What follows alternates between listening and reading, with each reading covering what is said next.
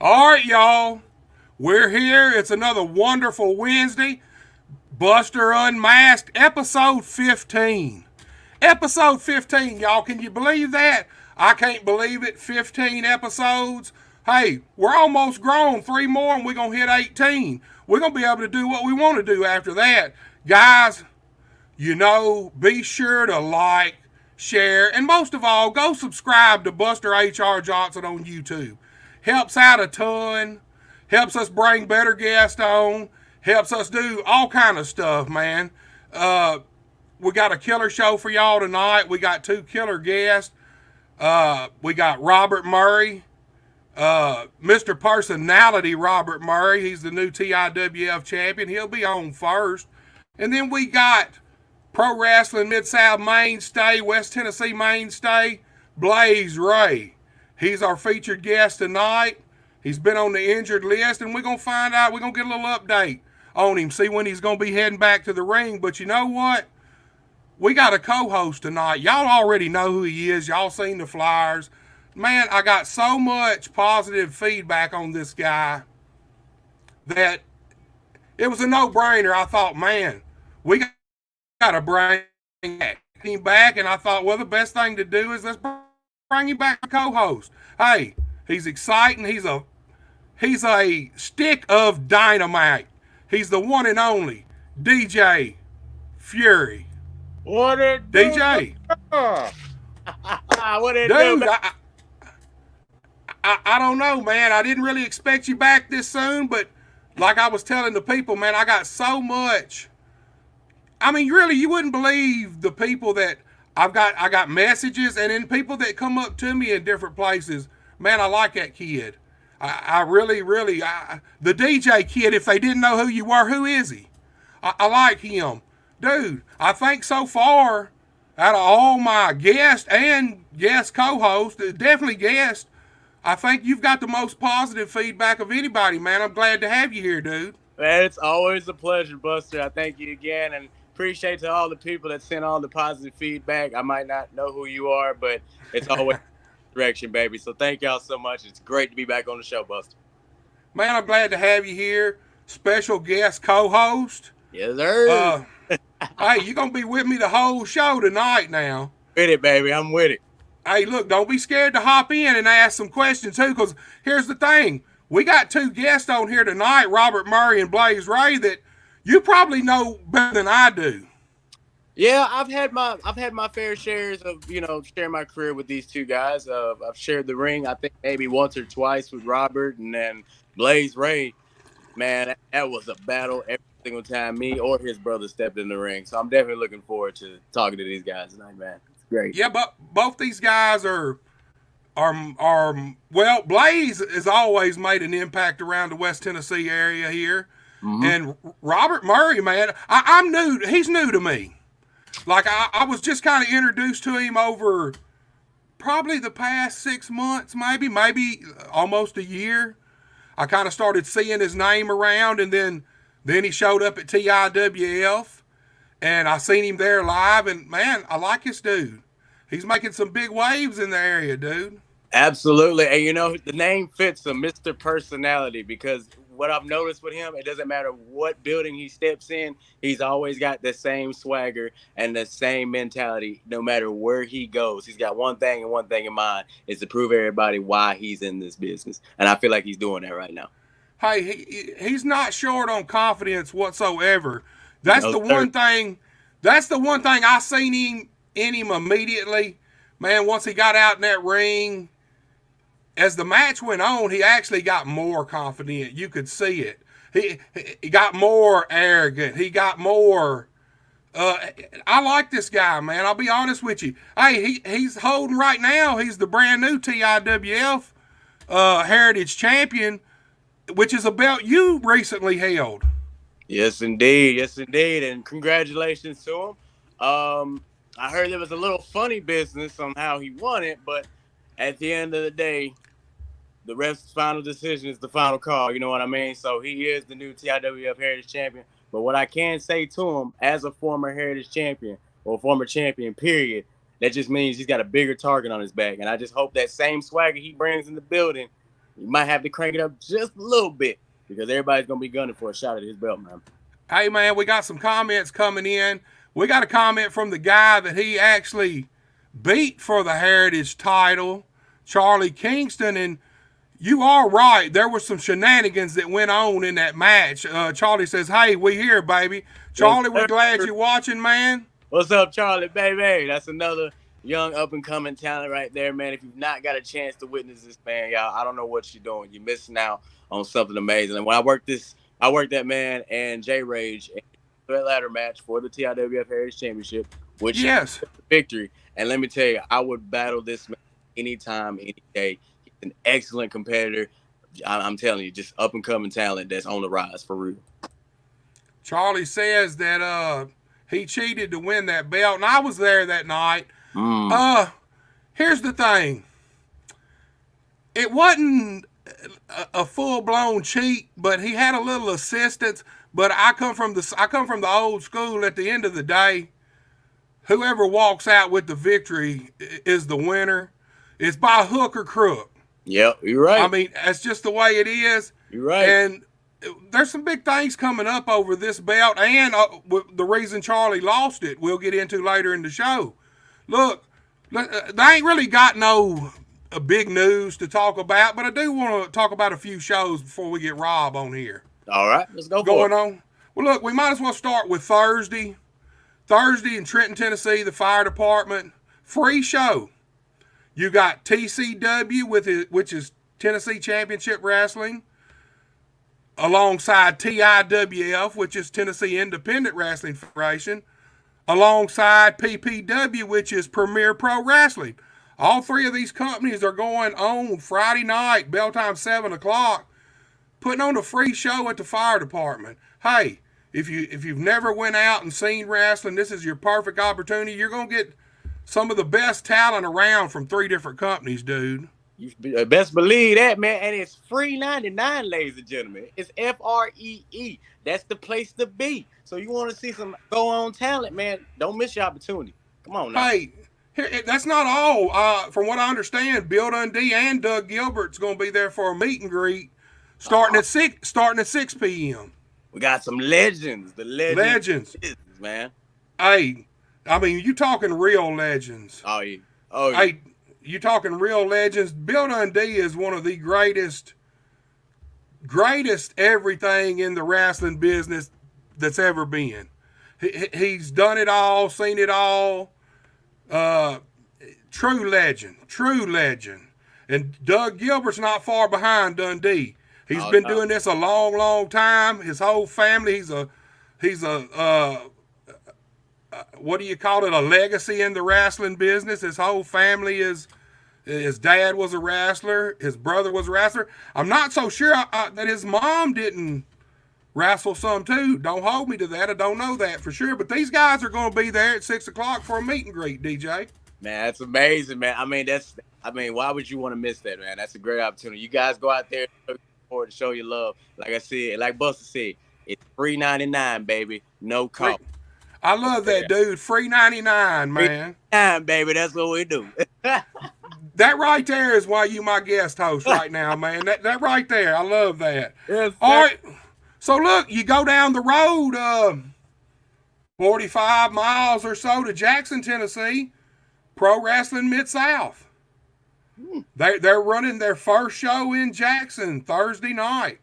I think bell time for it 7 p.m. too. I don't know exactly where it's going to be, but it's their very first show there. You know, Pro Wrestling Mid-South, they run it once they start Jackson.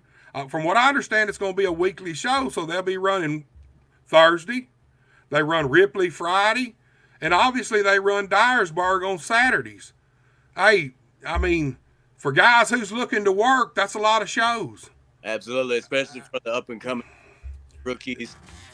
Yes, man. The chance you don't want to miss out on. You want to try to get your name in this business? Go get yourself on these shows, man. Try to get. I mean, only way you're gonna get an opportunity to walk to the door. You know what I mean? That's right. Yeah, nobody on the door. If they can't see you, you don't got a chance. There you go. You got to be there and be seen in their face or out of the place, man. It's as simple as that. Now, see, that's why you the host, because I like that right there. Hey, dude, I mean, I don't think guys understand that. You can be a star. Look, Steve Regal, Lord Regal, told me and my partner Ron McClarty during Memphis Championship Wrestling before show. We were just kind of sitting around talking, and he'd been off of TV for a little while. Right. And he said, man, he said, you know, you can be on national TV, worldwide TV, and everybody can know you, and you fall off of TV for 6 months. And he said, nobody remembers you. The business moves right along without you, like you were never there. And he's right. You got to keep yourself in these promoters' faces if you expect to get work. It's as simple as that, dude. Now, I don't know a lot about Pro Wrestling Mid-South. I've actually never been to one of their live shows. I guess I'm going to have to go. I don't know Greg Anthony personally either. As I was kind of fading out of the business, he was just starting. And I remember him when he was starting. He's always been a hell of a wrestler, man.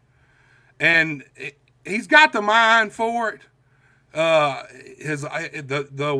old school mentality, the traditional mentality.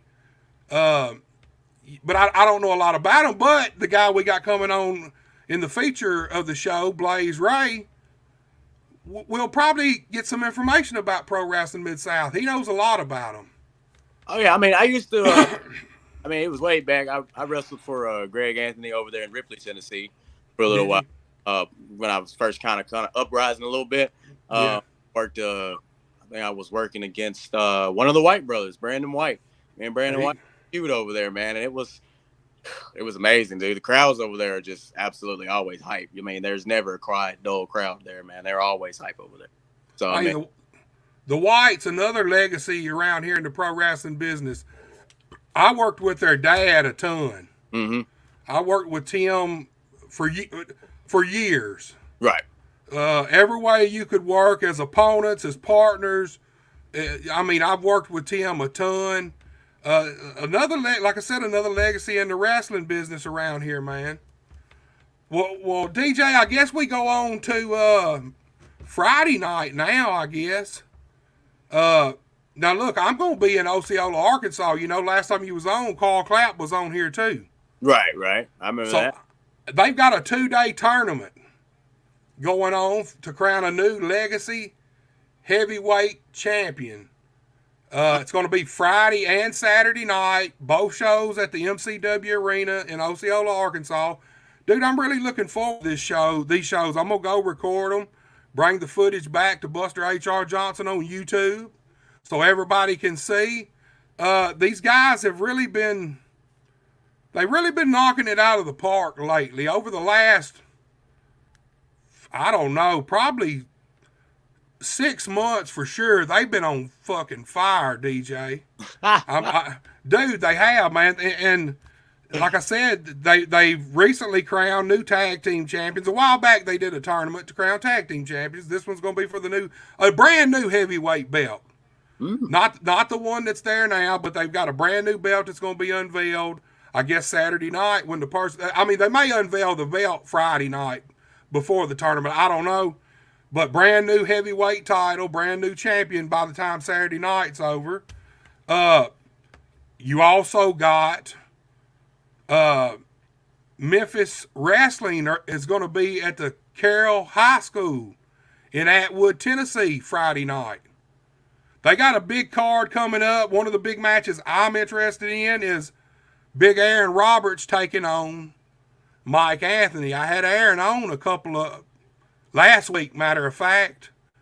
And, you know, a couple of weeks ago, Mike Anthony put him down in the middle of the ring on TV for the 1, 2, 3, and Aaron wasn't too happy about it. So, these guys are going to face off Friday night at the Carroll County High School.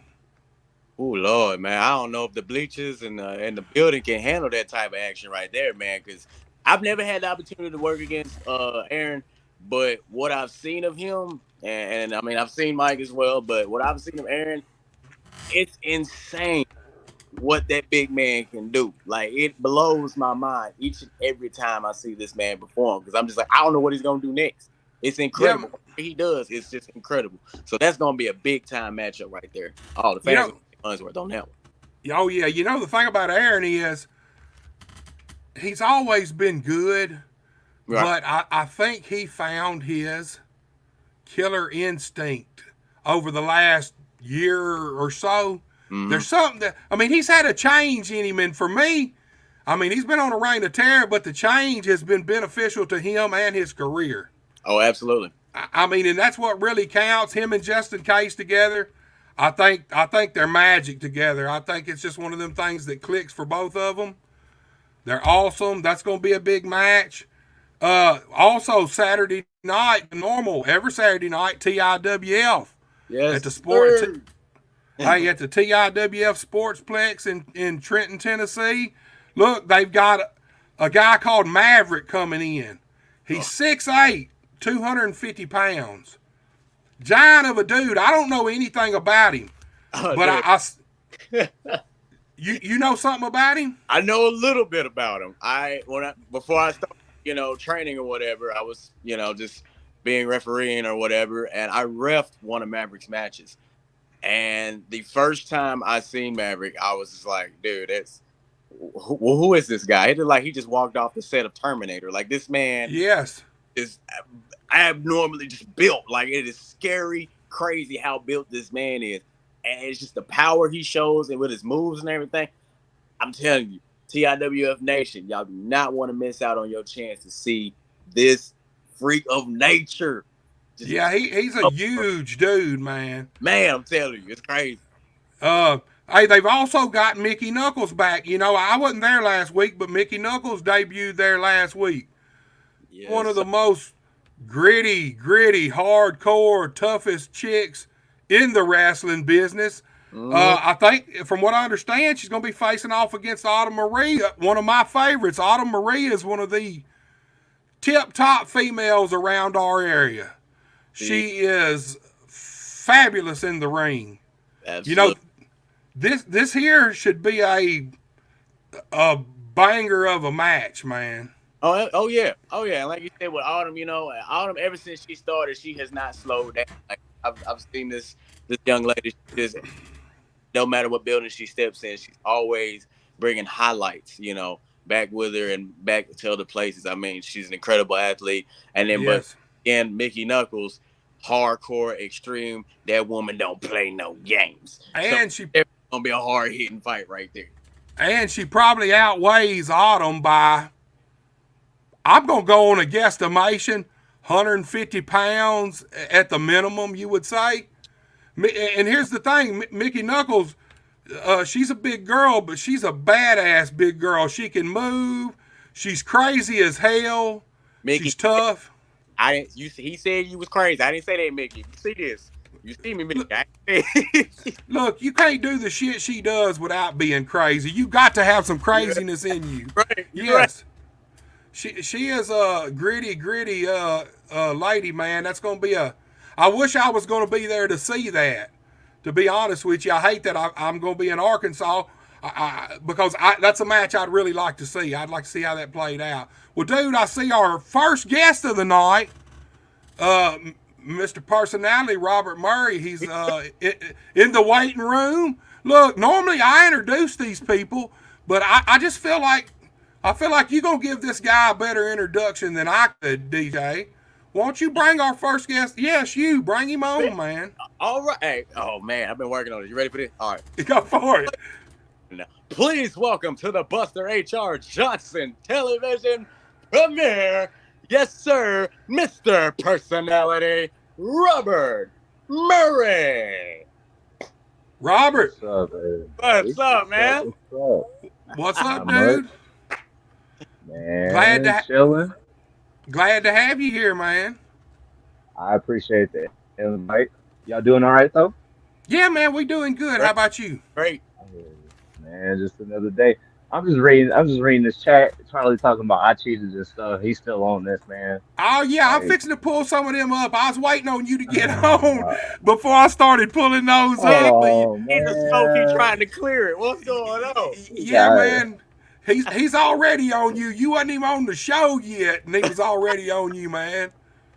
Dude, we've been neck and neck ever since I won the title. Let me just say that, man. Let me just well, say let's get to that, dude. that. Robert, Mr. Personality Murray. Look, I've also heard you be referred to as Danger. And I see both of Yeah, those in you, man. I see, I like it. I like both of them, man. They both fit you, but TIWF, Heritage Champion. New, you've had it, what, 2 weeks? just about 2 weeks, and yeah, the Danger name.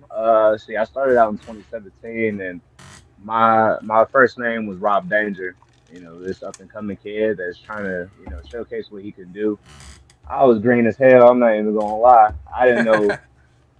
I didn't really know what I was doing. I just knew I love wrestling, and I just wanted to try that. So, you know, but the more I developed, my persona, the more better I got in the ring, and try to develop my skills and try to at least pick a lot of people's brains and stuff so they can help me out.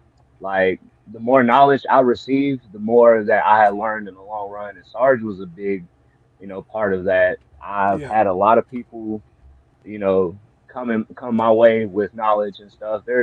When you receive knowledge, you don't really just take everything that somebody says. You just pick pieces, little pieces of information that you like, or what I'm saying, well, you think that would fit you.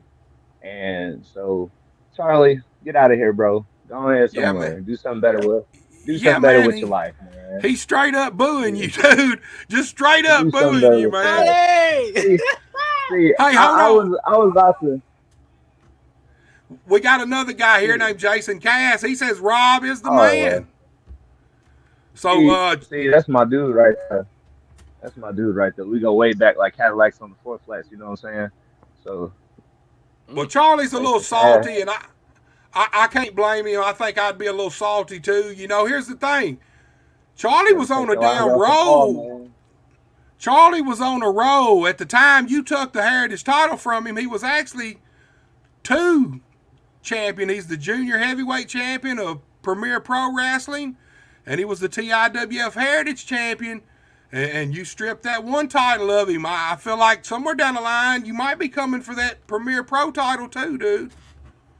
And see, fun fact, we even because Charlie he pinned me. It was my debut at Premier Pro Wrestling.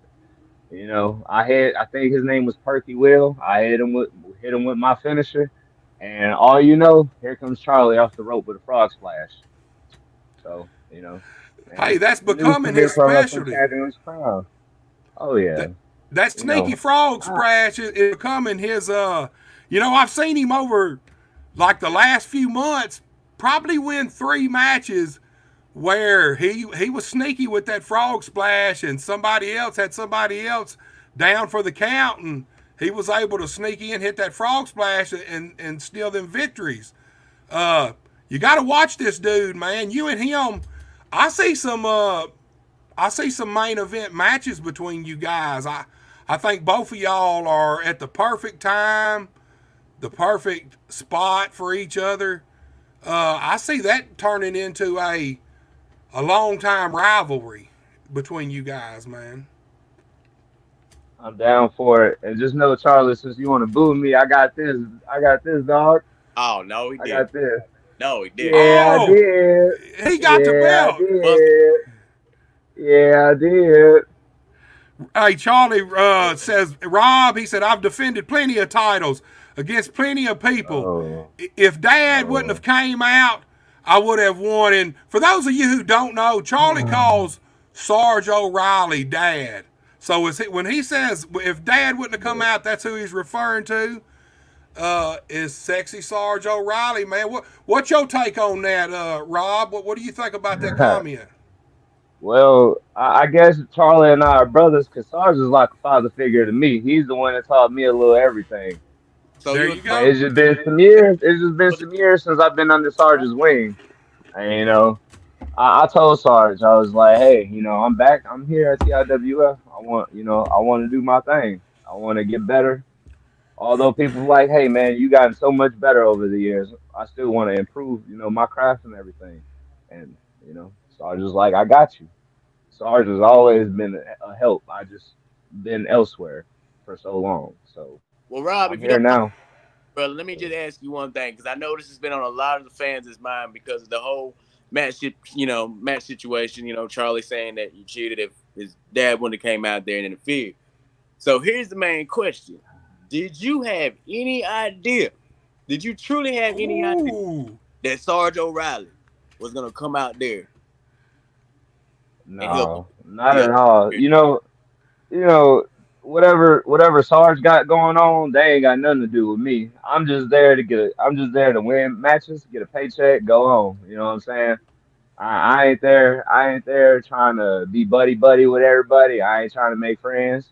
You So there know, was hell, I no ain't even trying. prince, no Nah, secret plans, none of that. None of nah. that was. That's all between Dad and Charlie. It ain't got nothing to do with me. Whatever Dad want to do, he gonna do it. Oh man. You know, I, That's I just the was thing. I was there that night when that happened, and I felt the same way. I didn't really feel like it was a plan between Sarge and Rob. I felt like Sarge is more. He's got a problem with Charlie for some reason. I don't know what's going Whatever the on with him reason is. because, really, Sarge has been a big mentor to Charlie over the past year or more for sure. He's kind of tuck him under his wing and help him develop to the point he is. So I didn't really feel like Rob had anything to do with it. But when the situation presents itself, this is the pro wrestling business. You want to get to the pay window as the winner. You do what you have to do to get them victories. And dude, I don't fault you one bit for what happened, man. I'll be honest with you. And see those people that love Charlie so much, I admire that because at one point in time I wanted to get under the graces of those people, but now I really don't give a damn about those people no more because they they clearly just hate me because I beat Charlie for this championship, and it's like I don't understand why. It wasn't my fault that Sarge's music played. It wasn't my fault that Charlie's stupid enough to take his eye off the ball. If he Stupid. really wanted that, if he really wanted this title so bad, if he really wanted to retain the title, he wouldn't have taken his eye off the ball. When I Oh, heard the music, when I heard the music, I thought somebody in the back was just messing up. Stuff happens in the wrestling business. Show goes on, technical but difficulty, no, right? yeah, it it's not my fault. It's not my fault. Those fans hate me, but just know when I come back out there and I come through that crowd, I got this whole thing about Mr. Personality. Nobody has seen it yet, is what I'm gonna say, because the voices in my head tell me who I want to be. It's almost like a personality disorder. You know what I'm saying? So, you know, nobody has seen this crazy side of me and just the random stuff that I do. And it's just to get under people's skin. I've done it in Paris. I've literally walked out with a walker that says, I can't walk, but you can. And a paraplegic was right next to me. Oh my god! Hey, So, I told you, dude. One thing about this dude, I noticed immediately. No short of confidence whatsoever, and Done. that's what it takes in this business. You got to believe that you are the shit. That's just as plain as I can say it, and that'll carry you a long way, man. Look, dude, Charlie says anytime, Rob. oh yeah, anytime. You already know I'm down, Charlie. Although I don't like you right now because you booing me because you a loser. Ain't got nothing to do with me. Hey, Zachary Bates says even from the hospital, still have nothing on me. That means something to you, Rob? Oh, oh, Mr. Kendo Stick, dude, whatever your name is. Yeah. Nah, I like Zach. I like Zach. I ain't got no problem with Zach. But I never went against him one on one and stuff. You know. But yeah, that'd be a match to look forward to. DJ, I ain't never had a match with you either, besides a triple threat match, but not a one on one match. Yeah, that is true. We've never had a one on one. Well, I don't mind any challenge. I don't step away from any challenge, Oh brother. yeah. So Oh yeah, one definitely, definitely. on Hey, But the one thing you two guys have in common is it wasn't but 2 months ago, 2.5 months ago, DJ had held that same title you holding right now. I'd like to see that match, guys. I think that'd be a fire match, man. Ah, anytime, any place, man. I'm you always know. down. Look, Charlie said, my problem isn't with you, Rob. He said, congratulations on the title. But after I figure this stuff out with Dad, I will be back for you, belt or no belt, just because all this and that you're talking, all this BS that you're talking, man. Mm. Well, What you Charlie, thought? again, Charlie, again, I'm down for whatever, man. I ain't hard to find. All you gotta do is just let me know what's up. Now, when you say I'm you down about that life. for whatever, let me ask you this Hey, question. Since you say you down for whatever, if you had to choose, if you got the opportunity to choose, what match stipulation you would have with your rematch against Charlie Kingston, what would it be? oh, are we really gonna go there, Oh, we DJ? gotta I, go there, I man. told I already you, purchased the I tickets. told you, DJ. I've been in this business for almost 8 years, and the confidence that I've gained the last 2 years, man, has skyrocketed. It's not even no cockiness, but if I had to choose a match, a stipulation, I don't know if Mr. Kingston is ready for it. And I don't know if those morons in Trenton are ready for it. See their hero get his ass whooped. But I'll choose a Falls Count Anywhere match. Ooh. Okay. See, wrestlers, they always want to choose some shit like that. And for me, as the camera guy, it's so hard to keep up with all that action, Hmm. man. It's great for the fans, it's great for you guys, but the whole time I'm sitting here cussing both of y'all. God damn it, getting the camera raised. What the fuck, man? It's like referees being in front of the camera. It's like they stop perfectly center ring with their back to the camera. I swear I'm gonna get me a little low caliber BB gun, and these referees, I'm gonna start shooting them in the ass every time they stop in front of the camera. Dude, there's three other sides of the ring you can work. I mean, I understand that sometimes there's no way around it, but most of the time, if you're focused on what you should be doing, you can stay out of the camera's way a pretty good bit. And these Falls Count Anywhere matches, man. See, y'all will want to go outside on the street, and then I'm chasing y'all with my tripod and shit. I mean, come on, man. Give us something that stays in the ring. I want to see you guys locked Oh in a man, steel how about cage. a dog collar match? I'm Ooh, cool with that. I How like about it. that? I like it old Ooh, school. Roddy Piper, Greg something new. Valentine. Yes, Yeah. hey, that's something they don't do a lot no more. And I like that, man. I'll be honest with you. That really piques my interest way more than Falls Count Anywhere, man. I'd like to see you two guys collared at the neck with a 12, 15 feet of chain in between y'all. Oh I, man, I, y'all both already looking at each other like pit bulls. You might as well Hey, go. might as Char- well. But, Charlie said the same thing. He said Falls Count Anywhere. I didn't get the comment up. I was talking and didn't see it. But see, y'all need to consult me with this, man, because I ain't gonna catch all that shit. hey. 90% of your match I'm gonna miss because it's gonna be over to the side. Fans gonna be in front of it. It's gonna be outside. It could even end up on the roof, man. Who knows? Oh, Look, if it's on the roof, both of us going down because I ain't going down without him. Nope. well, look, Rob, man, you're the new TIWF champion. Why don't you kind of take us back and kind of take us through the different places you've worked, man? Oh man. All right. Well, I want to say it all started like November of 2016. I was Me and a buddy of mine. We actually got into the business at the same time, and I don't know if you know Richard Ring, but at the time, my buddy's ex girlfriend, her dad's people knew somebody that about the business and stuff that knew about the business and everything, and Richard Ring and his girl messaged us and they started training us or whatever. Then we ended up training in Dyersburg at Dyersburg Extreme Wrestling. That's where I got my start. I used to be an announcer, just calling the matches and everything like that. Um, while training, uh, I wasn't very prepared to get in the ring like some people would take about a year to get in the ring and stuff. Well, it so happened to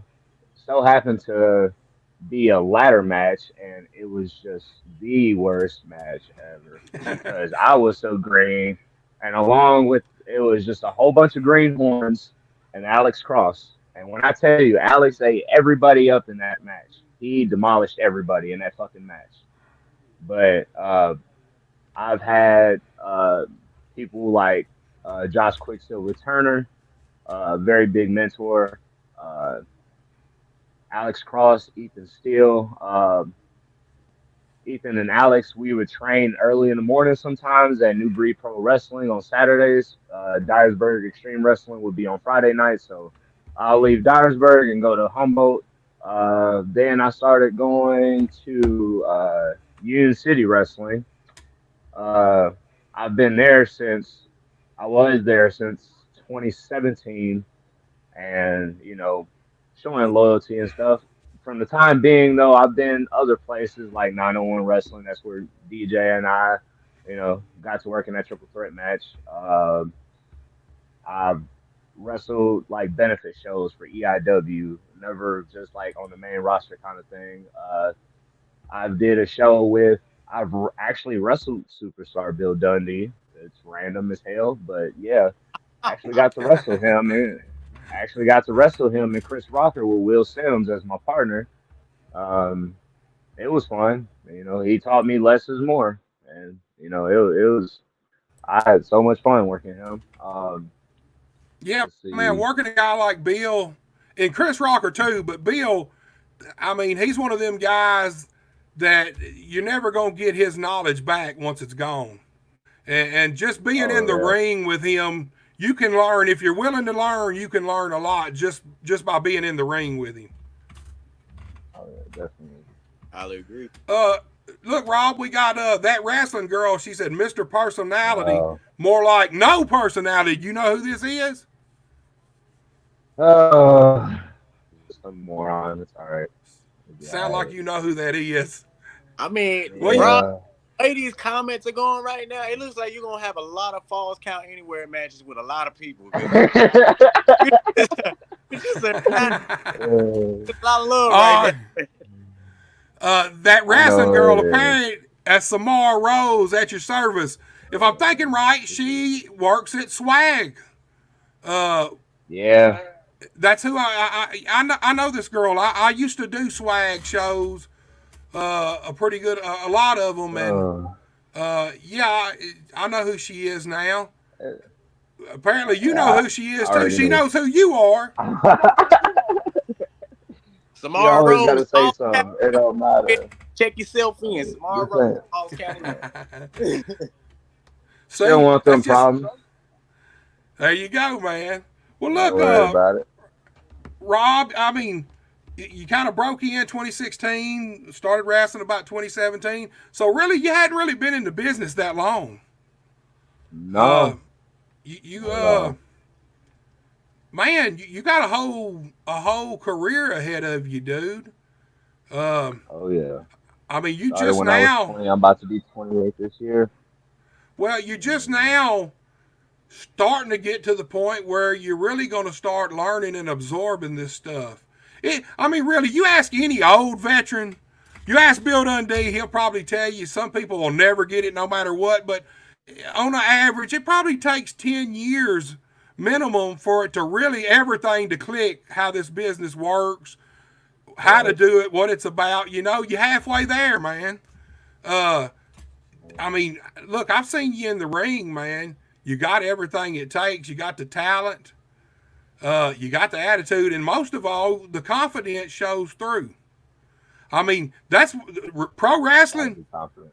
You got to be Gotta be confident in confident. the ring. You got to be confident in the back. You got to be confident 24/7, because that's the type of business this is. If you don't have the confidence in yourself, this business will eat you alive. It'll eat Oh you up, yeah. spit you right out, dude. And that's the first thing I noticed about you before anything else. I noticed that you had confidence, and when you got in the ring, the confidence seemed to continue to grow through the match. As I've seen you in a Yeah. few matches now, and your confidence grows every time I see you, man. Oh yeah, it's a beautiful thing. You know, whenever I first started, or even like a few years ago, I didn't really just really felt that much confident and stuff. I just felt like, oh man, I'm about to go out there and embarrass myself and stuff like that. But no, this is a whole different mentality. Like I'm going out there, I'm going for the kill. All those people gonna feel me, boo, love me, whatever. I'm going out there and give my all. That's all I use. That's all I know how to do. I don't know nothing less. This is what I want to do, and I love this business. I'll do anything to be in this business for a long time. See, So that's what it the more takes in this better, business. Hey, just as much as the confidence, even more than the confidence it takes to do it and be in it and be good at it, you have to love this business way more than oh any of yeah. that to ever have a chance to make it. There's guys who get there's other athletes who don't love the business. They have the right opportunities because they were somebody in some other field, and the doors are open. Some are able to capitalize on it for a long time. A lot immediately get in and figure out ain't for me. But guys like us, we got to work from the bottom all the way. You didn't have no family getting you in the business, no guy who was uh, heavy into a company somewhere who could get you bookings and pencil you in. Me Man, neither, dude. I'm sure DJ didn't either. man, At this, I was 3 years old wrestling Mickey Mouse. You know what I'm saying? I, look, dude. Probably Yeah, night. I was born in '74, so 1978. You said that wrestling Mickey Mouse. I'm sitting in the living room of my parents' house. Uh, I've got this giant panda bear, but for some reason it's yellow and black instead of white and black black. and white. But man, Saturday morning, that's my earliest memories of wrestling is wrestling this damn panda bear at 4 years old on Saturday morning watching Jerry Lawler and Handsome Jimmy and Austin Idol and Bill Dundee, all these guys, man. So we all kind of start the same way. The guys who really love this business, uh, I feel like we all kind of start the same way and come from the same place. Right. Oh yeah, definitely. And see, I've watched wrestling since I was 3 years old. My very first match ever watching, I was over at my grandfather's house, and my aunt she decided to get it on pay-per-view, but it was the Royal Rumble '99 with The Rock versus Mankind in the I Quit match. That Oh, was my very first ever match watching. See, I couldn't So imagine yeah, that, man. I couldn't imagine uh, that. it was. Looking back, it was pretty gruesome. Me at 3 years old, was like, oh shit, that's cool as fuck. But now, like, like now it's like, damn, he got his ass beat. I see why he sacrificed, yeah, and then knowing about the business and seeing the sacrifices Mick Foley made for this business, and knowing that, like, whenever he went backstage, his wife was pissed off, like, or concerned, or the kids was crying and all that stuff. Like, he put his body on the line a lot, but like people like The Rock, my top three will always be The Rock, Sting, and Randy Orton. Those are my top three. That's good Just three, man. because, like the more I got old, when I first started watching wrestling, then I got older. Like I just kept watching them. I had the Sting uncensored uh, VHS tape, and I watched that every single day from when he was the blonde Sting, the Hollywood blonde Sting, and bleached blonde hair, and Yeah. the Great American Bash match he had with Ric Flair for the title. Hogan turning on them, Hogan joining the NWO, and Sting going into the Crow version of himself, and then the NWO Wolfpack Sting, and seeing Randy Orton like come up from, you know, that that biker kid wearing short dude or whatever, and then coming in the Evolution and winning the world title. Like it's just great things. Like and I try to pick and choose what to do from their arsenal and stuff, and try to add it into and create it to my own thing.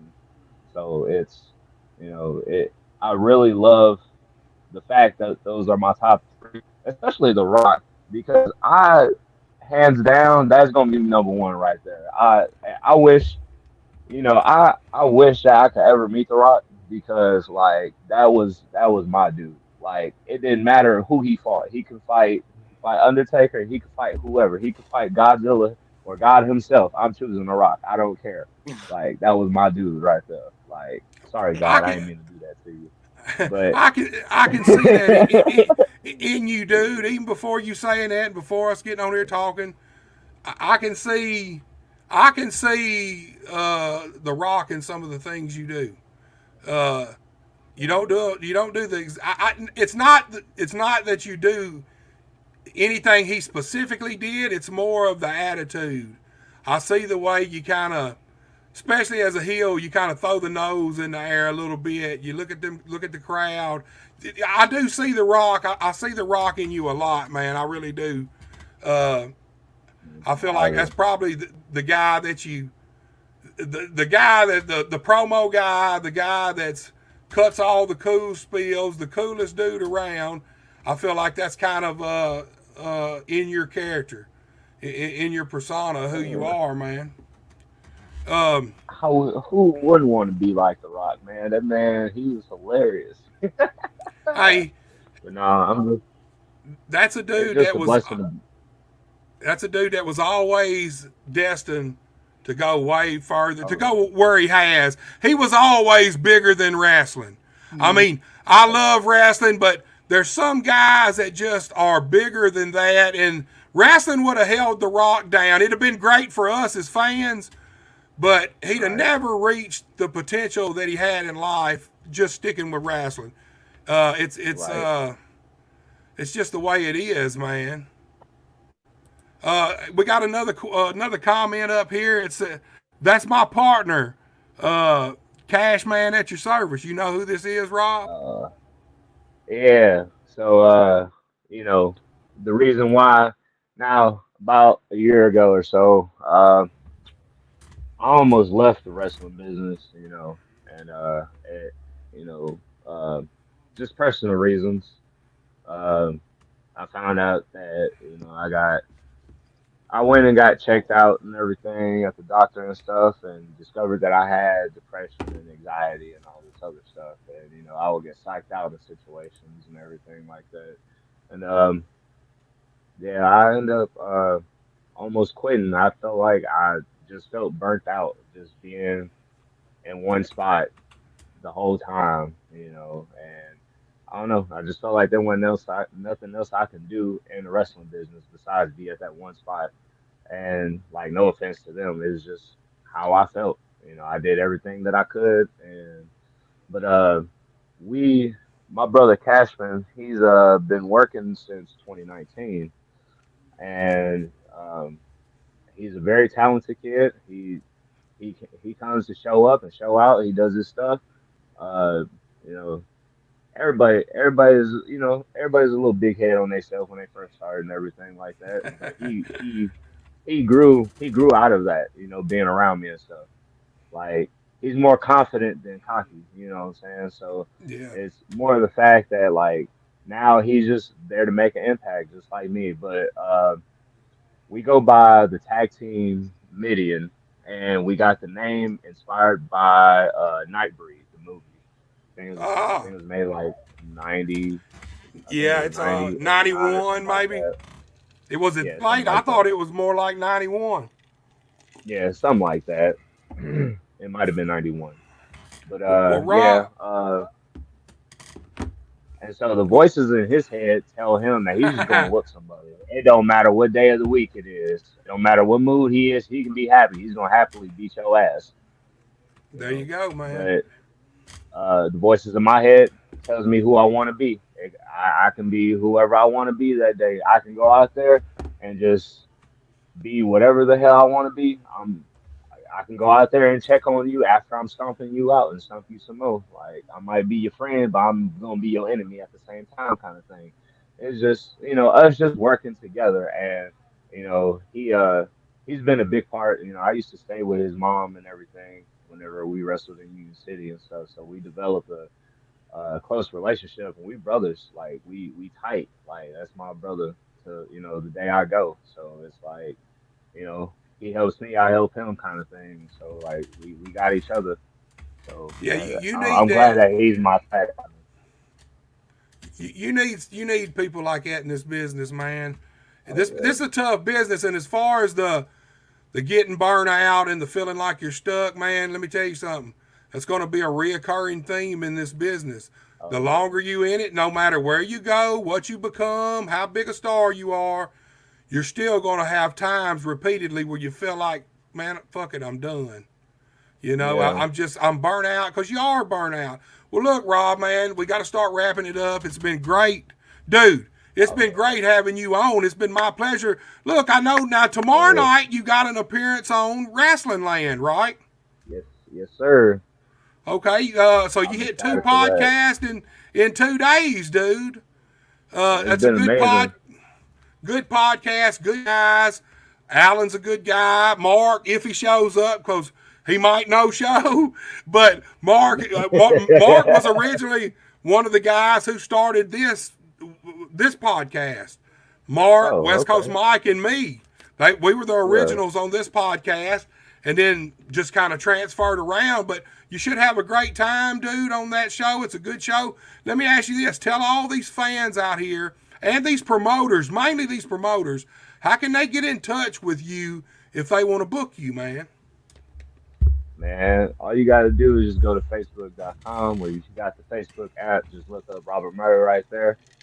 I don't have like it's a fan page or whatever. I got to set it up to where that, but you can still DM me and I can send you my number or whatever. I'm free on bookings, like all the way. I'm booked all the way up until I want to say June 3rd, I think. So like anytime after that, like I got a son on the way and stuff, so we can make something work. He's supposed to be here, I think, anywhere between June 10th and June 16th. So I'm gonna Congratulations. take maybe like a few weeks Congratulations, off or man. something like that from wrestling, so that way I can sit there and be with him and all that stuff. But the rest of the year, the second half of the year, me and Cashman will be definitely be looking for bookings as a tag team, single competitors, whatever.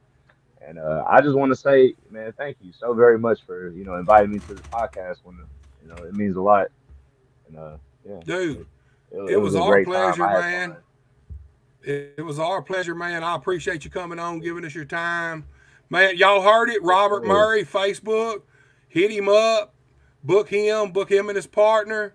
Uh, Excellent talent, man. An asset to any show he's on. Rob, thank you so much, man. I really appreciate you coming on. And we'll bring you back sometime Oh here in a yeah. few months or something when we got some more time, man. Oh Good luck. yeah. All you gotta do is just hit me up. All right, brother. You take it easy, my All right, friend. y'all. Y'all have a good one. You too, You Bubba. too. DJ, Yes, sir. Robert Robert Murray, and our main guest here, our featured guest. He's been in the holding. He's been in the studio on hold in the weight room for about 6 minutes now. Now I know you and this guy's got some history too. Oh yeah, Blaze Ray, man. Like I said, him and his brother are some hard hit. That's a hard hitting duo, man. If you ain't ready to bring everything you got, you might as well not even step between those ropes. Getting that man. Hey, Excellent. dude, you know where I'm headed with this? What's up? Just like Rob Murray. I hope you practice this one and work something out for this one because Oh man, you introduce this man. You seem like you know a lot about him. Give him that big introduction, man. Let's get him on here. let's get him on. We ready? We ready for this, ladies and gentlemen? Introducing the next guest on the Buster H.R. Johnson show. He is the main day Blaze Ray. What that do, Blaze, baby? What's going on, fellas? What's up, my what man? What's up, guys? what's up, dude? Dude, glad to have you here, man. I appreciate you taking the time to come and spend a little time with us tonight, man. Yes, sir. Anytime, brother. Hey, man. Before we even get to talking about your career in wrestling, let's talk about this injury. Kind of give us an update on it. I know it's kept you out of the ring for a little while now, and we talked 2 or 3 weeks ago at the last Premier Pro show, and you seemed like you was starting to come along pretty good. Give these fans and give everybody a little update on your timeline, how the injury's going, how the recovery's going, and you think you might get back in the ring.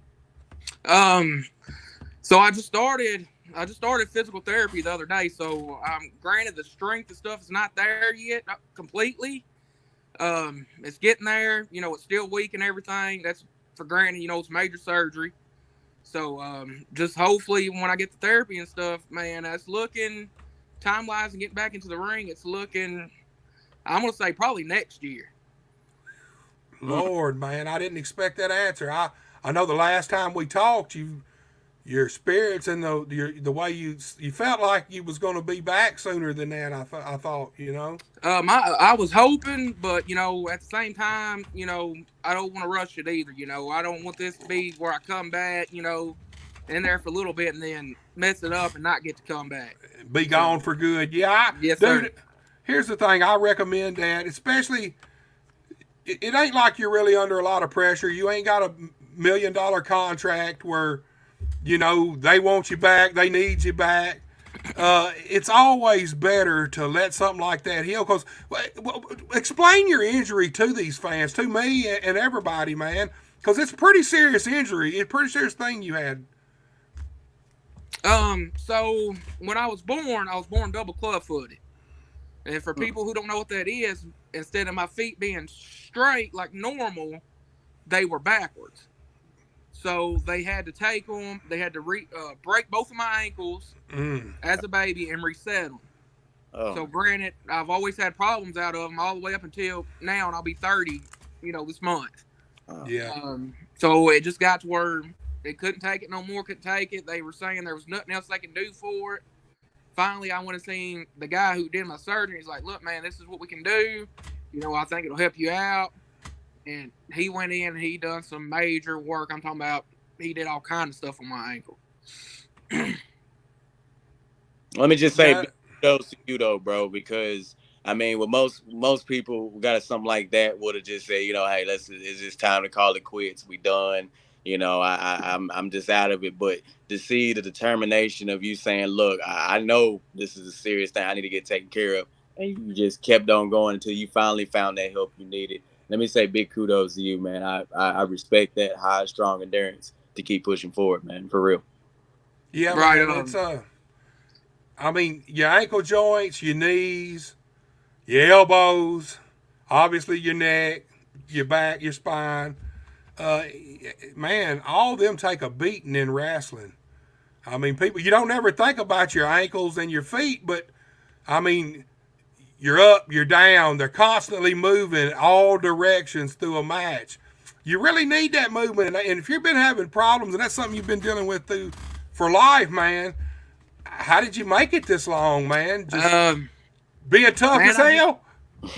Yeah, I just pushed through, man, as long as I could. Granted, I've always been an athlete growing up. I played football, played a little baseball. After high school, I started getting into slow pitch softball. So, I just pushed through as long as I could. Okay.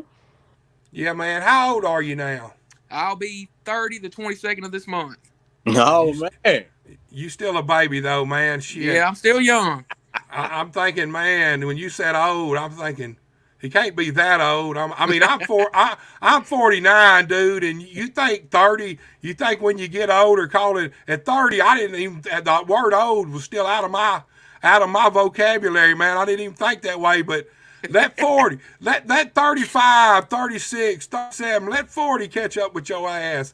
And then you start, the body don't do the same stuff it used to do when you get older, man. Literally, I can wake up in the morning, go get out of bed some days, and my back will just say, fuck that. Really, I'll be down for a whole day. Sometimes it's a couple of weeks, man. And then somebody asks yourself, well, what happened? I said, I moved, man. What do you mean, what happened? Well, look, dudes, you are a brother. You have a brother in the business, too. I've been running into that a lot here lately. I just had Steel Cross on bullshitting with Buster this past Sunday, and they're brothers. I broke in the business with my brother. Give us a little history on you and your brother, who your brother is. Tell these people. Most of them probably know, the ones that's watching, but there's going to be people see this that don't know who you are. So kind of give us what's it like coming into the business with your brother? Who was first, man? Okay, so granted, I got involved with the business a little bit earlier than he did. I started doing audio and security and announcing and things like that. But when it comes to in-ring experience, he actually started almost a year before I did. Really? So he's granted, he's a younger brother. He started almost a year younger than I did. Y'all are kind of like.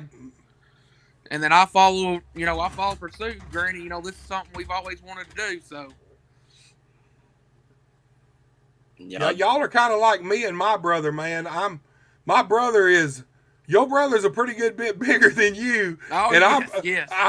And he's the younger brother. So I'm the same way. I'm the younger brother, and if me and my brother were standing side by side, you wouldn't even remotely think we were brothers.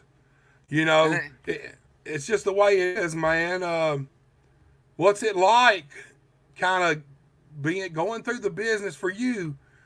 Having your brother in the business too, y'all being in the business together, give us a little perspective from your perspective of how does it help you? How do you think it's an asset in the pro wrestling business? Oh man, this helped out a lot. Granted, we were the Ray Boys for the longest, up until we had our big story, our big rival.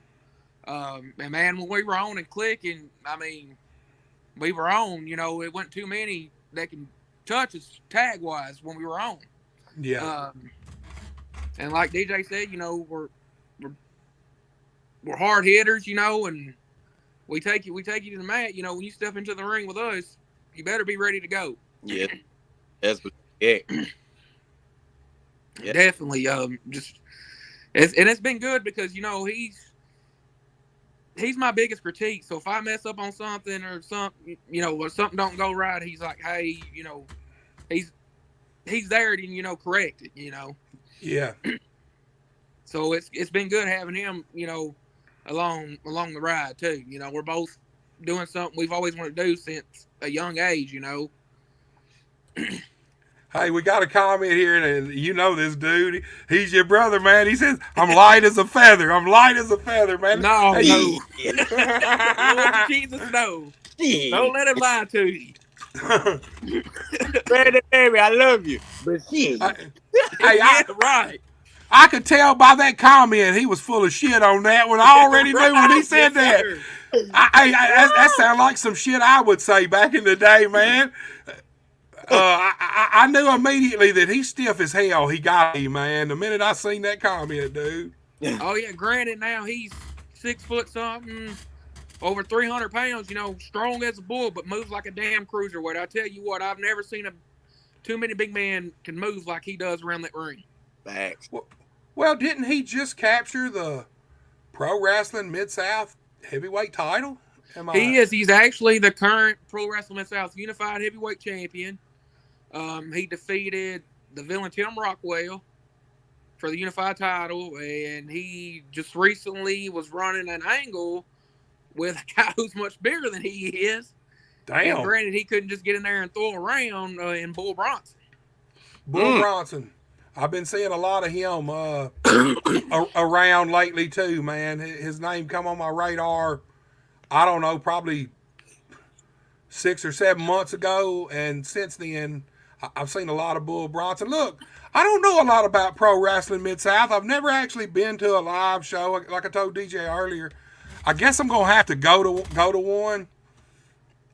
You know a lot about Pro Wrestling Mid-South. Kind of give us a little. Tell us a little bit about Pro Wrestling Mid-South for all these fans out here, man. Granted, we're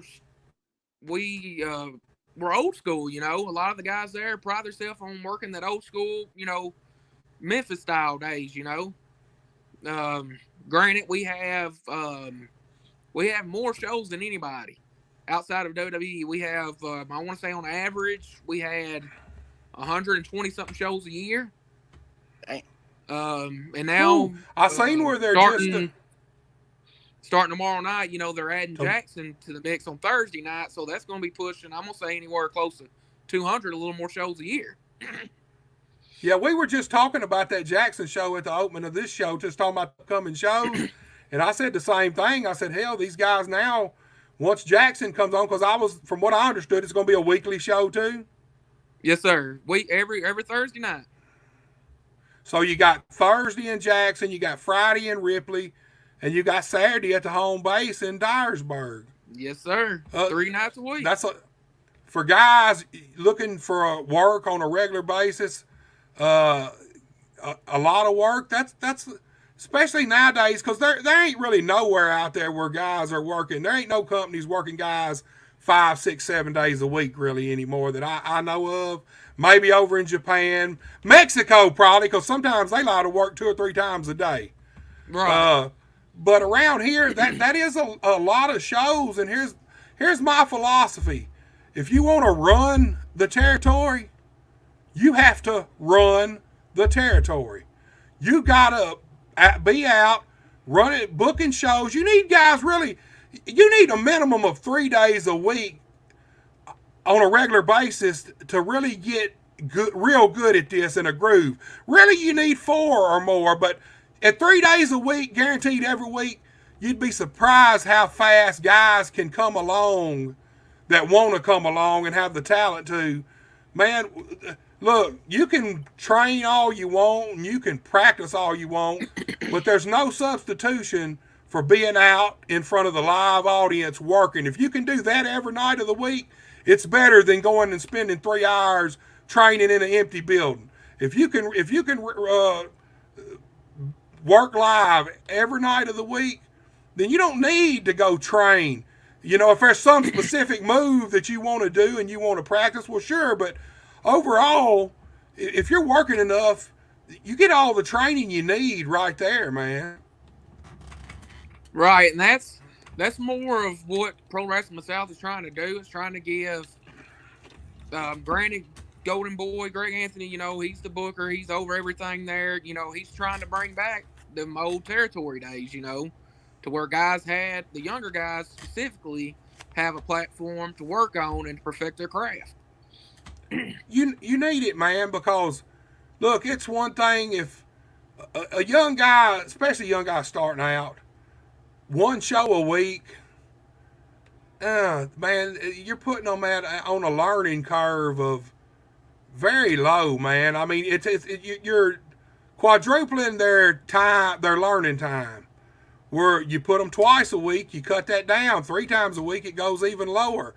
I mean, wrestlers, young wrestlers, all wrestlers that's trying to make a living at this need to work, but young wrestlers need to work, period. They need to work as much as possible, and the more they get to work, the faster, the quicker they're going to come along, or the quicker they're going to figure out, you know, it's not for me. There's some guys that are actually good at this, and they do it a little while and figure out that they don't love it enough, because you got to love this business to do it.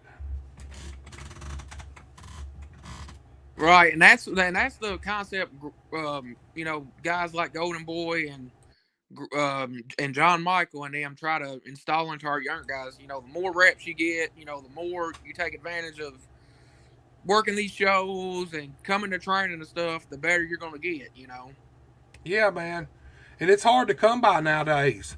It really is. Anybody who's running more than 2 shows a week right now is doing good, man, because they're the places guys who want to learn, need the work, are going to be seeking out somewhere down the line. It's just simple as that. If you want to run the territory, you got to run the territory. Yep, that's the way. And that's what Golden Boy's doing. You know, he's got that mindset of what he wants to do, and by God, one way or another, he's going to see it through. Well, I know you know him well, so give us a little.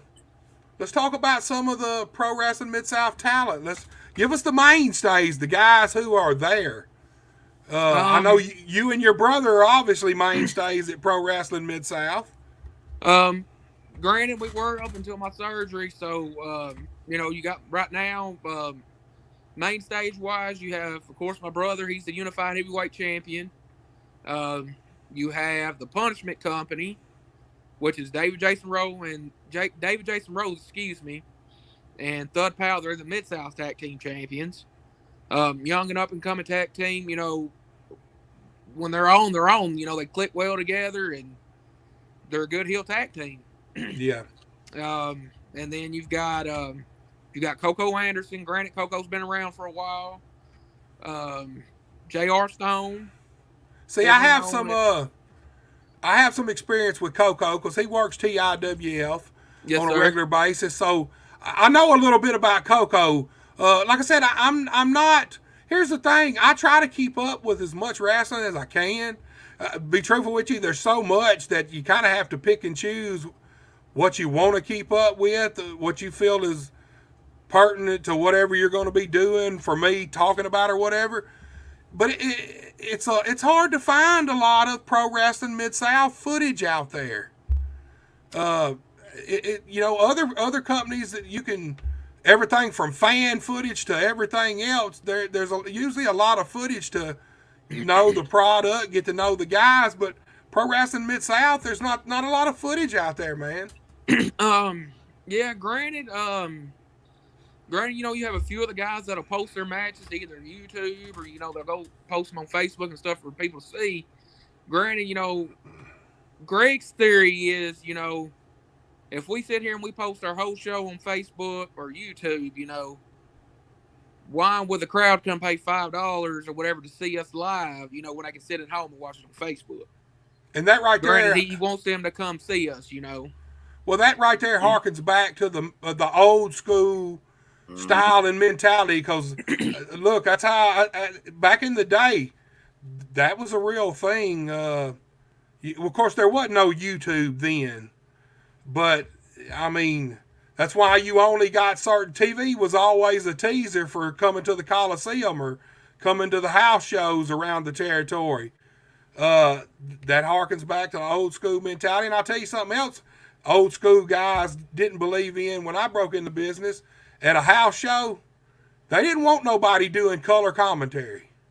They just didn't. And here's the thing. All right, from my perspective, when a match is doing what it's supposed to do, it don't need no color commentary. Because when the crowd is fully invested into the match, the guys have done their job, they've drawn the people in, they've set the tone, they're building the match, they're building the people. A lot of times you go to talking, you can take the fans out of it. But now on the flip side of that, sometimes if you have a match that's so-so, sometimes a little bit of commentary sometimes helps the match. Because there are certain matches you go out there and just die a horrible death, I mean, they do, man. And I ain't talking about just maybe the guys or the shits. Look, we've all been in there with people that for some reason, each one of you separately is a killer talent, but together, you just don't click for some reason. There's no chemistry. Yeah. And when it's like that, you can be doing everything can be perfect. All the moves, everything can be perfect, but if the chemistry's not there, the fans can feel that and see that too. They can tell when two guys are in there and they're into what they're doing. And when it's not there, the fans, these fans are smart. And wrestling's all about emotion, so if you're not evoking the emotion, or even yourself, if you don't have the right emotion, then the fans are not going to have the right emotion for your match, and then there's just guys you don't click with. It's just that as happens. So I see both ways. I can take it either way. I'm not big on if the wrestling's doing its job, I don't want to commentate. It's just simple as that. I was at TIWF, I don't know, 4 or 5 months ago, and I had to announce a few times, basically just ring announce. But most of the time, most of the announcers throw a little color in there, and I wasn't doing that. And for some reason, this night, all the matches were on. They didn't need nothing. Randy come out and he talked. He said, "Man," he said, "you can say something if you want to." And I had to tell him, I said, "Man, I don't really want to say nothing. I'm scared if I do, I'll take the fans out of the moment." I said, I don't think so far this night ain't needed no commentary. It was one of the nights where every match was on, and the fans were following the matches. They didn't need no commentary trying to lead them along and pull them by the nose. They were already there. The wrestlers were in the ring doing it. The matches were doing it. And I just told Randy, I said, man, I think it'd be, I don't really want to say nothing because I don't think that it's necessary.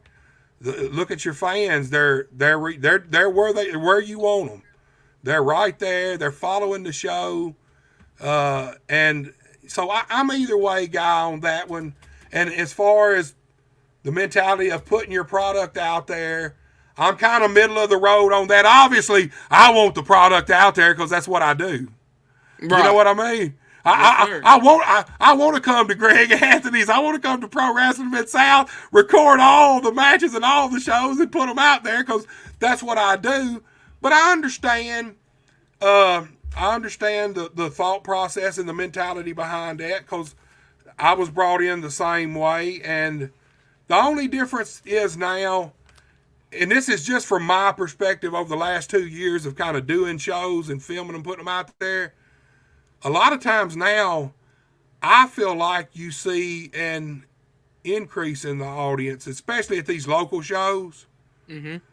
I don't know why. It may not have been that, would have been that way 15, 20, 30 years ago. Definitely wouldn't have been that way 30 years ago because nobody was able to put nothing out there like that.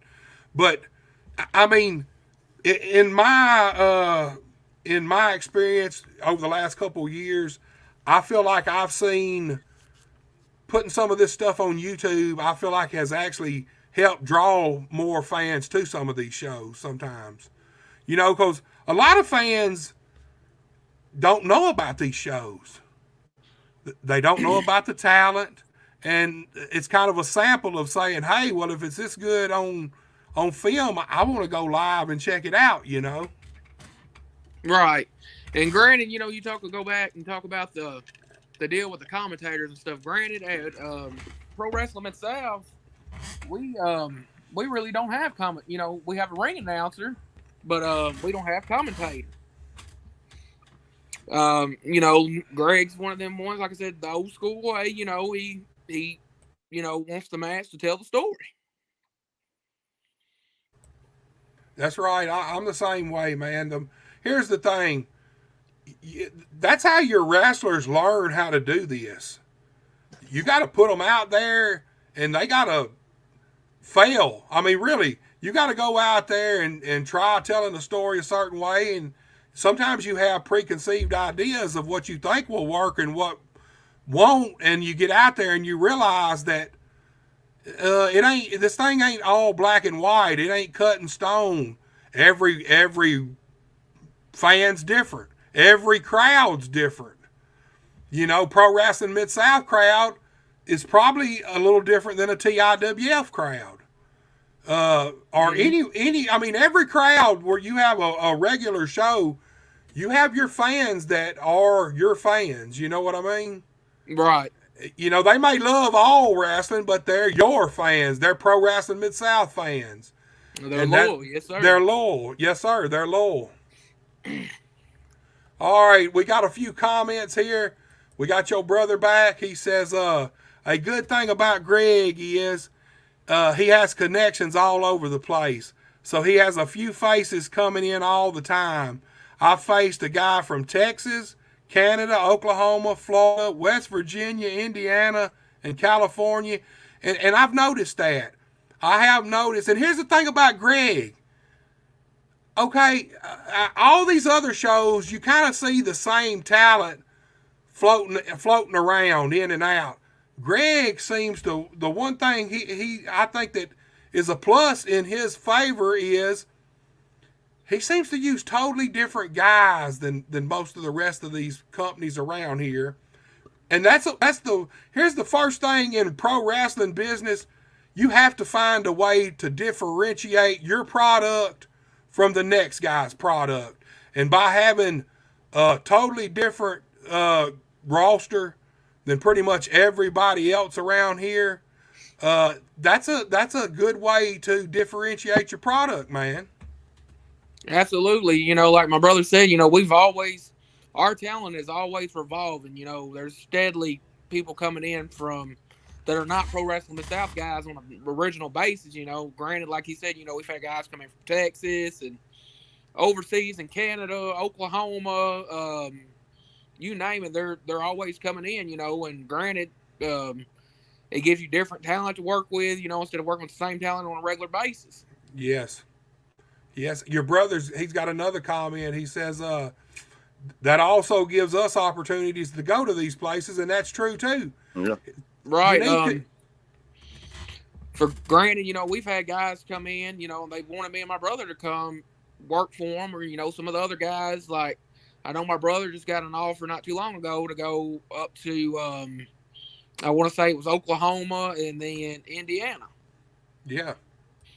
Hey, big time right there. And he's, and talking about my brother, man, and I'm gonna say this till the day I'm blue in the face, until the day I'm probably dead in my grave. my In my personal opinion, I go to all these different shows. That's all I can do right now.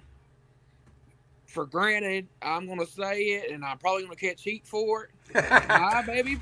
My baby brother, no lie, is the most underrated guy in my opinion in the Mid South area. See, I have a couple of guys on my list for that, but I don't know. I'm gonna have to come to Pro Wrestling Mid South. I guess I'm gonna have to really find a way to keep up with the product on a regular basis, because there's a lot of killer. All right, there's a lot of killer talent around around this area, especially West Tennessee, but they are several highly talented guys that are highly underrated around here, in my Oh opinion. yes, for sure. You know, and it's hard to shake that. It's hard to shake that image if you're not boisterous and you're not out always just out putting your face out there. It's hard. Right. We got a comment from the barbecue man here, and he says, I would have never gone to EPW if I hadn't have seen it on YouTube. And I get that same thing from a lot of people, man, that find different pro wrestling companies and places to go through YouTube, watching the videos, watching the matches, man. Right. And granted, like you said, they may not know about this company or this guy, and then they may run across them on Facebook or YouTube and be like, hey, let me watch that. And then they watch it and they're like, hey, I'm going to go to this show and check this guy out. Yeah. And then they bring people with them if they like it. Yeah. Yeah. I'll be honest with you. I feel like here lately, the local scene all around here for most of the companies has been on fire lately, man. Oh, yeah. In my opinion, wrestling in our area is booming right now.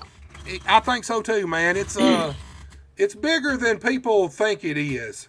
You got to be there and see some of these crowds that are starting to come in on a regular basis now. It is. I think wrestling's booming. DJ. Yes, sir. I know you got a question for this man. I know you do. I can see it on your face, man. You've been waiting. Yeah. You gotta get on in here with us, man. Go on. I know, Buster. Well, I'm really intrigued, and I'm like I said, I've already got huge praise for you because having to go through that injury and you pushing yourself. I know that could get disheartening at times, but you're steady pushing through it, and I've got huge ups for that. Huge ups to your brother as well, because I've wrestled against the both of you, and I've got no complaints this way. And I feel like any promoters out there that have not seen these guys perform, you need to get out there and get in contact with these guys, especially when Blaze Ray is finally back able to get in the ring. Y'all need to check this young man out and his brother because they're absolutely amazing talent. But I do have a question for you, and I think I have to say, another thing when it comes to wrestling is always about, you tell people like this is one of my biggest moments in my career, and I know it's far from over, but if you to pick just out of one moment that you feel like it was like the biggest moment, like so far it hasn't been topped, what would that moment be? Oh God. Let's see. I know there was a time when I took a little break Mm-hmm. from wrestling, due to the foot and my knee giving out and everything, and I called it quits. I said I'm done. Started managing my brother for a while. Granted, when I finally started getting back into it, he turned babyface. Oh. He turned babyface. So we're sitting there and we're getting ready for. It was like a week or two before a big show, and Anthony asked, he's like, "You guys want to tag up next week?" And I'm like, "Hell yeah, we'll get that run as a babyface." Granted, man. So we get there and we're working the Wrecking Crew. Nice. No Pity Smitty and Tommy Too Good. We're working them that night. So Tommy and him goes out. They heal it up. Me and my brother's back there, and we're like, man, is this really? Is this going to go over how we want it to go over? Both of us as babyface. Because for granted, that crowd still absolutely hated my damn guts. I'm not going to lie. They could not stand me. But man, when that music hit and we stepped through that curtain, it was like magic, man. It was probably one of the biggest pops that hit that building in years. Yeah. So that was a top moment of mine. Other than that, granted, me and my brother are tag team champion record holders with Pro Wrestling South. We are actually 4-time record-setting Legends Alliance tag team champions, and we are, I want to say, 6 or 7-time Mid-South tag team champions. And granted, the Mid-South tag team titles have a long line of history of some of the best tag teams to ever hold them. You've got guys like the Missouri Bad Boys, Picture Perfect, the Posse, Naughty by Nature, even the legendary Rock and Roll Express. And granted, we are tied with Naughty by Nature for second place. The only tag team above us right now on the Mid-South tag team title reigns is the Posse. That's a lot of gold, man. Yeah, A lot of gold, man. And granted, it was funny, coming into Pro Wrestling Mid-South, we started off, and Greg is one of them guys, he's going to test you, he's going to make sure you're going to do what he needs, and be loyal and everything, And granted, there come a time where he necessarily didn't want to put the titles on us, but, he did. And, we took it from there and just put the tag team division on our backs and ran with it. You talking about being tested. That's a big thing. That's a big old school thing. And I believe in it 100%. Look, whether it's sending a guy out there and having him go under a few times just to see if he's going to get an attitude about it, how well he's going to handle the situation, if he's going, just what you said, if he's going to do what you need him to do, whatever's best for the show. I'm big on tests like that, man, because you'd be surprised how many guys you can literally weed out real fast just by doing that. You take a guy and you bring him in and, well, look, we want you to slip this guy over. And most of the time, the first time, okay, no big deal. Next week, man, look, we're going to slip this guy over again. You may have an idea of this thing going 3 or 4 or 5 weeks, and then him actually in the blow off, getting the big blow off on the situation and going over in the end, but he don't know that. And then the third week comes back, and you got another way that you're going to screw him over again, and he's got to lose. It don't take but a few times, and you see them certain guys. It's like they get hung up on wins and losses in the wrestling business, and the wrestling business is not about wins and losses whatsoever. If you're worried about wins and losses, then you need to go to the UFC or something and try your hand there, because this is pro wrestling. You're going to win some, you're going to lose some. You're going to lose a lot, you're going to probably win a lot, but you're going to do both of them. Exactly. And that's what most guys, like you were saying, most guys get pissed off about nowadays. Oh, why am I going out here and having to put this guy over? He don't deserve it, or this and this. Granted, I'll put anybody over, for granted, As long as the story's there and it makes sense and there's a reason behind it, I don't have a problem with putting anybody over. Here's the thing, he don't deserve it. I'd hate to hear those words because if I'm the booker and I feel like he deserved it, then you're not just insulting him, you're insulting me and what and my plans. And so you tell me that he don't deserve it, well then your test probably just went from a few weeks, if that's all it was going to be, or a couple of weeks to, well, we're going to test your little ass a little longer and just see if you're willing to do what it takes to stay a part of this company and work for this promotion. Because, I mean, there's a pecking order in wrestling. I firmly believe in it. And you have to start at the bottom and you have to work your way through the whole cycle and hopefully get to the top one day. You know, I mean, that's just the way it is. But that's what keeps this business in line. And that's one thing that is missing a lot out of the business right now. All the bookers and promoters don't make guys adhere to that pecking order. Like, right, it's not a lot of guys paying dues anymore. You know, guys, we got a comment from Big Mike. He said, hey, guys, what's up? That's Big Mike Gilbert. What's up, Big Mike? Big Mike, he's the announcer for Swag Wrestling. I think he does the wrestling in Paris, too, sometimes. He says he's the best announcer around. That's what he says, man. I ain't trying to step on toes now. I ain't trying. The guys, with DJ there ain't trying to step on those toes. I know some guys that can rock that microphone. You hear me? Oh, man. You heard that, Big Mike. You got some challengers out there, my man. Look, the barbecue man's back, and he says YouTube. What does he say? YouTube helps the indies. That's middleweight. Iffy. You know, here's the thing. YouTube allows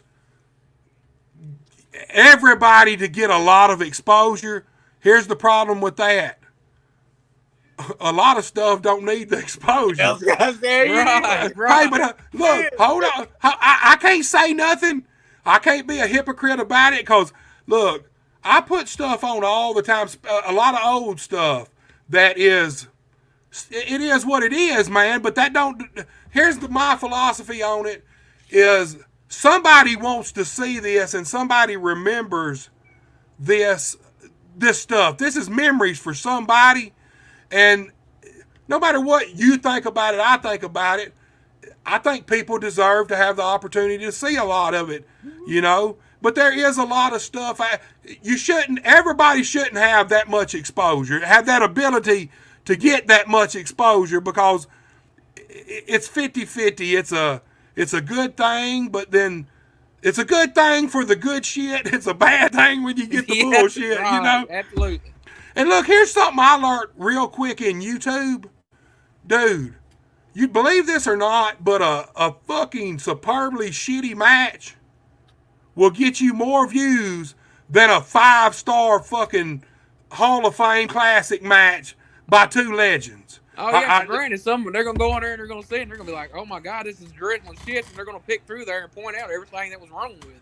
And they're going to tell everybody, go watch this. Yes, watch this, go you know. See how terrible this shit is. It's a double-edged sword. You know, now there ain't no give or take. It is what it is. It's out there. So everybody else is putting their shit out there, whether it's good or bad. So you can't fight the system. Right. I mean, it's too far gone. You can't put the toothpaste back in the bottle. It is what it is. You know, you just can't fight the system. Dude, you've held a lot of tag team titles. You held any single titles? Not in pro wrestling myself yet, but that is a goal of mine. Hopefully when I return, you know, I want to try to. There is a couple goals that I set for myself, you know, when I return. Granted, I return to pro wrestling itself.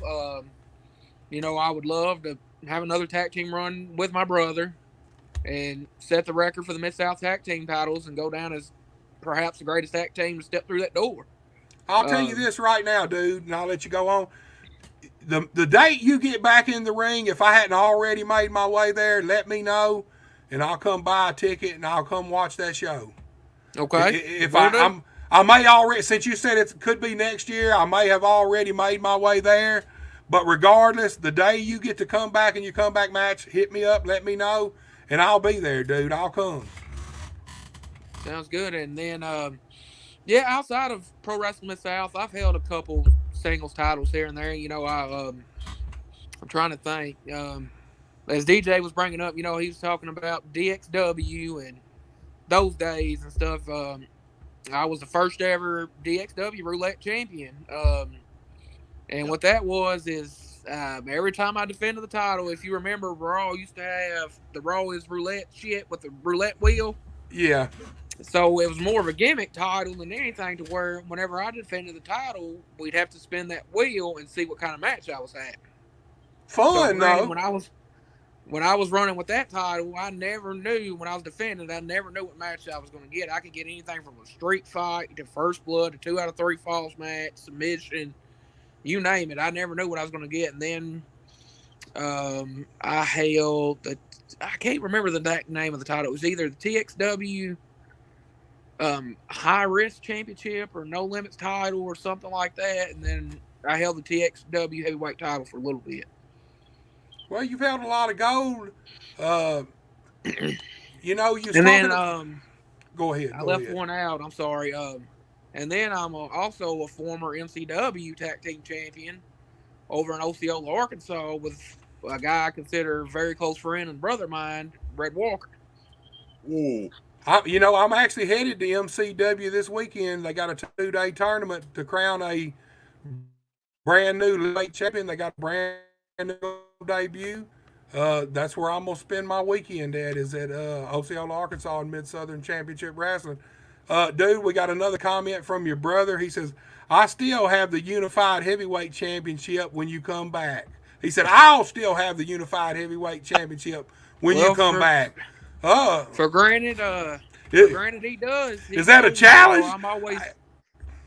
I'm always up for the challenge. We beating the hell out of each other several times, and ain't nothing better than a brother fight, man. Man, I'm gonna tell you, when we're out there against each other, man, we'll go out there and we'll beat the ever living shit out of each other, man. And there's been times where I've pissed him off and he's knocked the hell out of me, or vice versa, And he talked about not being stiff. I tell you what, this is a funny story. Going back to the DXW Roulette Championship,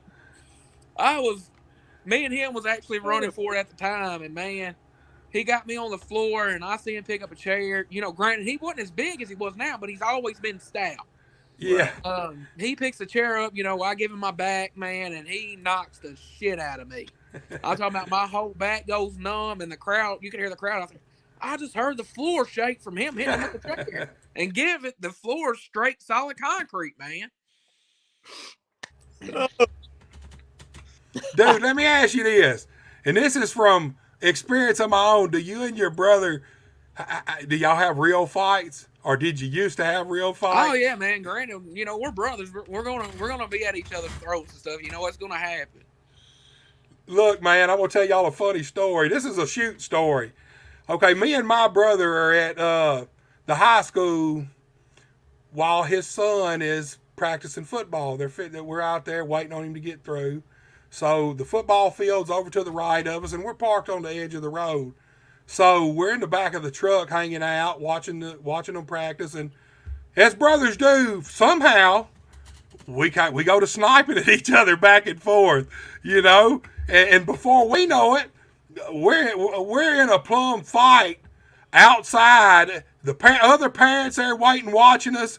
Look, we didn't know none of this until after, and his son told us, but we get into a plum fight. Like I said, I'm kind of like, my brother's shorter like you are, and I'm way bigger than him. So at one point, the tailgate's down on the truck, and he's down on his knees, and I'm behind him, and he's holding the tailgate, and I got his shirt choking him. And when I say I'm choking him, I mean we're tooth and nail. You know how that is. I'm choking the dog shit out of him. He won't give up. He's got a hold of that tailgate, and then you know how brother fights are. Exactly. Yeah. Look, it just ended. Well, we go to looking around. And now, granted, this fight probably went on probably 3 or 4 minutes, and that's a long time, when you're going at it. But I'm choking him, and when we get through and we kind of looking around, all the football players and the coaches is all off the field now. They done gone to the field house. So a few minutes later, we're cooling off. We're on the opposite sides of the truck, still hot but cooling off. His son comes out and gets in the truck, and he goes to tell. We're like, well, man, we didn't even see y'all leaving. And his son's like, yeah, we all sat there and watched y'all for a couple of minutes. he said, the coach said, look, we're going to go on and in practice. And he on and go. Well, the coach said something to him about who are those guys. And he said, well, that's my dad and his brother. And I think the coach said something about, should we break this up? And he's like, no, just let them alone. But hey, them. I didn't even want to have no part of it. Look, the whole football team, the coaches, the parents around picking up their waiting on other kids, they just all staring at us, man. When you're mad, you don't care about that, but then a few minutes later, you're sitting around looking around, and you're looking at all these people looking at you like you're fucking crazy. But I understand that, man. There ain't nothing like when two brothers go at each other. I mean, that's a whole different level of I want to see Scott and Rick go at each other, the Steiner brothers, man. Exactly. You know what I mean? I want to see how that turns out, And to go back to something you said, we were talking about how's it a benefit for your brother. And the one thing that I always found, at least you got somebody in this business you can count on. Exactly. Look, the business is not quite like it was even when I broke in. I mean, back then, shit could go from normal a work to a shoot real fast.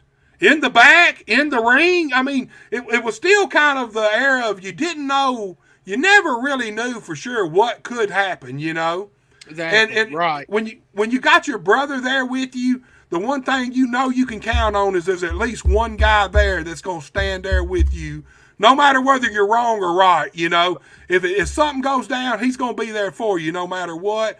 And it's a good thing to have, man. It gives you a level of more comfortability than other guys have, knowing that you got someone there no matter what's going on, whether you're totally wrong in a situation, if a couple of motherfuckers try to jump you, he gonna be there for you.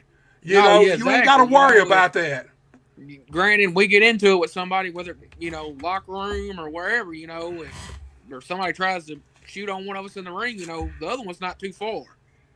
That's what I'm talking about, man. Two or three try to jump on us, we're right there, we've got each other's back. Granted, we're big guys, we can take up for ourselves and stuff, and defend ourselves. But the other one we're never too far, Your brother's chime back in, man.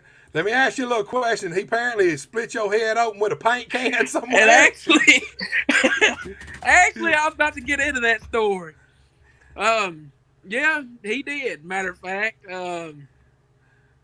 we were actually at Red Walker's house at the time. Red Walker was married to our cousin April, and we were at Red's every chance we got. We were staying over, going to shows, goofing off. We were like brothers, us two and Red.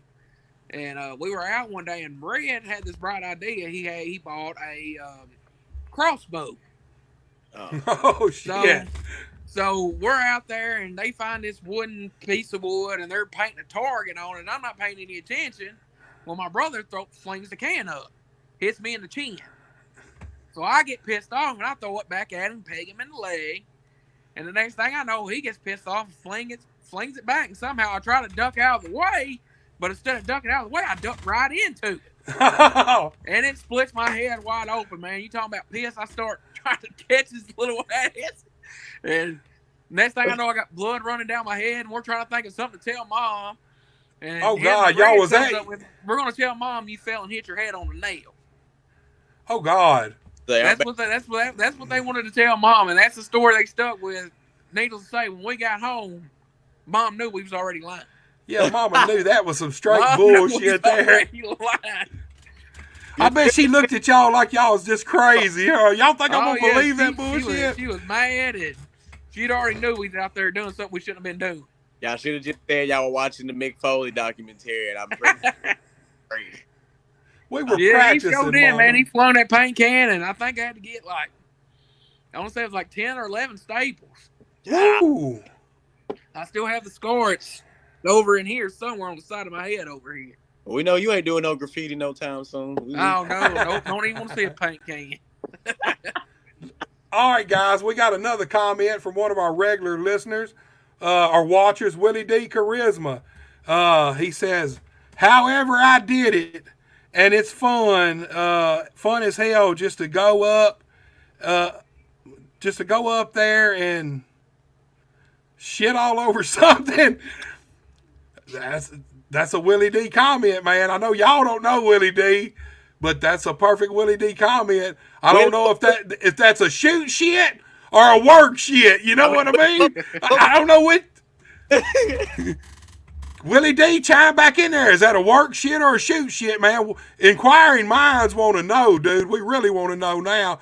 Look, your brother come back and he says the Three Stooges is what we were. Yep. You know, you talking about Red Walker, so I'm assuming you guys kind of growed up around the Peppermint Pond. Exactly. Actually, man, when my parents started taking me to shows at the age of 5. I was a young man, and granted, I was sitting here listening to when you were on here with Ron, and you were talking about the days back in Tiptonville. Yeah. Tiptonville and Ridgely, man, that's where I started going to shows, man. I remember all them guys, you know, like you were talking about Rocker, you know, almost starting to ride. I remember when he had the mullet and the Immortals, all them guys, you know. See, a lot of people don't know this, but that damn mullet's in the WWF museum. I'm telling you, hey, ain't nobody got a mullet like Rocker, man. I'm gonna tell you, it's old school, man. Granted, man, and that's what I talk about. I get in here, you know, in the locker room with these guys. I'll be like, "Do you remember this or when you had this?" And they'll be like, "Shut up, you making me feel old, kid." And then you know, we've got pictures, man, and our moms, you know, of all that shit, you know, back from the Peppermint Pond days and the old Ridgely and Tiptonville days and the Entertainment Center days, the Country Night days. Yes. You know, that Country Nights and the Pond, they ran opposite of each other for a little while. At least a couple of years, I'm thinking, right? I want to say so. I know when we first started going over to Dyersburg to the Pond, it was DCW, which was Dyersburg Championship Wrestling. That was Red Walker's father's show, Mr. Dale. Yeah. Mr. Dale Walker. He ran that, and then I think we stopped going for a little bit and started going to the races for a little while. And then when we come back, MCW was in there. I want to say Memphis was there for a little bit. And then from there, we gravitated to the Entertainment Center. And from the Entertainment Center, it went to Country Nights. Well, I know Red's uncle, Jeff, ran New Blood there for a while. Well, didn't Dyersburg Championship Wrestling run the Entertainment Center after the Pond for a little bit, maybe? For a little while. I want to say they went. I want to say when they moved over to the Pond, I want to say they went to MACW, I believe, Mid-American Championship Wrestling, I want to say. Yeah, that's old school stuff, man. But I remember all that, like the Pond days. I remember sitting there and watching Motley and Mount Man Link and all them guys, you know, the babies, the guys that come out there on the little tricycles. That's Titanic and I don't remember who the other guys is. The Extreme. I don't know. Was it Titanic and Tank? I don't know. I know it was Titanic. He had two partners, or one. It was supposed to have been him and another guy, I think, originally, and the other guy before they actually did the gimmick. I think he faked a leg injury, so he didn't have to do it. And I don't remember who they put in, but the Extreme Infants. That was a Motley creation right there. two big giant dudes in diapers, man. Yep, coming out on little tricycles, man. They'd ride them damn tricycles out to the ring, man. Well, pretty much everybody passed through the pond. Oh yeah, man. Granted, Bitty Little, Hollywood, Yes. Tasha. I remember watching Tasha, and just a bunch of them guys come through there. Danny B. Yeah, I know that at KAW we did a couple of TV tapings there. In probably '99, early mid '99, I think. I'm pretty sure we taped a couple of TV tapings there for KAW at the You time. ready to feel old? 99. If you say 99, I was 6 years old. Oh, Dude, I am old. I don't have to feel old, man. You don't have to make me feel old. Oh. 99, I was 6. Man, sometimes I look back and I'll be talking to guys and they tell you how long they've been in the business, and I'm like, well, shit. I had a stint out of the business longer than you actually been in the business. You know what I mean? Right. I mean, from 2009 was really my last when I got out for good until I came back a few years ago and started doing the filming and stuff. So I had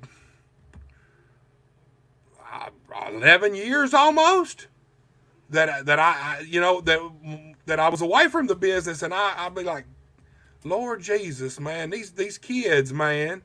These kids, that's all I think is these damn kids, man. I feel old as hell. I'm talking to everybody, and I'm like, shit, man, everybody I talk to makes me feel another year older, dude. Come on, DJ, get on in there, man. Man, I'm sorry. I'm over here. Y'all got me over here dying from choking somebody out in the back of a pickup truck. Paint can busted over your head, man. Oh, yeah. That's just crazy to me. But I guess if I had to ask something else, man. I mean, you said you got goals. I know you said you wanted to, chance to get a single title, a solo title, in Mid-South and everything. But as far as that, I mean, what's your plans now as far as the recovery rate? Like, what's your plans doing as Oh man, just trying to take. Granted, it's been tough. Try to take it one day at a time. Right. And get it back to the strength that it needs to be, and the mobility. Granted, I don't have much mobility in it right now, so I can only go. I'm limited to certain ways right now, certain movements and stuff. So, hopefully, my goal is to come back. My main goal when I come back is to come back better and stronger and have the best run I can possibly have. But dude, with that mentality that you got right now, man, I don't see that being an issue for you, big dog. I really don't. Talk. Granted, I had a really good run up until my surgery. It's probably one of the best runs I had. But I want to come back and top that. I want my comeback to be something. Not just one of them. Oh, he's back. I want it to mean something. Guys, yeah. I just had some weird shit happen. I actually got a phone call through my headphones. Tim Davis. Y'all know Tim Davis? I know Tim very well. Okay, he's trying to comment and can't for some reason. Tim, I can't do all this at once. My keyboard's away from me, so I couldn't text you and tell you anything. I don't know what the problem is, dude. Everybody else seems to be getting in. I don't know why you're having a problem commenting whatsoever. I don't really know nothing about this shit. I'm doing the best I can do to keep up with these comments, dude. I am so sorry. I'll try to figure it out before the next time we come on, because, I like all the interaction in the comments. We need them. Dude, Tim, I couldn't answer because everybody would hear me. You'd be on live, dude. I'll try to figure it out when I get off and see if I've got something wrong or something. Everybody else seems to be getting through, man. Dude, your brother's come back, and you was talking about Seven, a.k.a. Kevin Thorne, He worked with us a pretty good bit at KAW. He was originally part of the POB with Sid. Yeah. Yeah. And, man, through KAW, before he found Seven, he was Max Cherry, Ecstasy. At one point, at KAW, he tried several gimmicks. At one point, he was Ecstasy, Big X, TS, Y, whatever, and then he was Max Cherry for a little while. Big, strong, tough kid, man. Young, really young at that time. You know, really, I don't know if y'all remember Mordecai. Yes. In yes. WWF. That's Kevin Thorne. And I'm gonna tell you something. In my opinion, that gimmick didn't get enough life because it didn't take it no time to get over. It got over immediately. You know, y'all want me to send him an invite and bring him on here for minutes? You can? Yeah. Go ahead, brother. Okay, give me just a second. Hey, y'all talk amongst yourself. DJ, you're the host now. Ask this man some questions while I'm doing this because I ain't good at this stuff. Been put on the spot already. All right, man. So, hey, earn your co-host money. Earn your co-host money. Oh my God.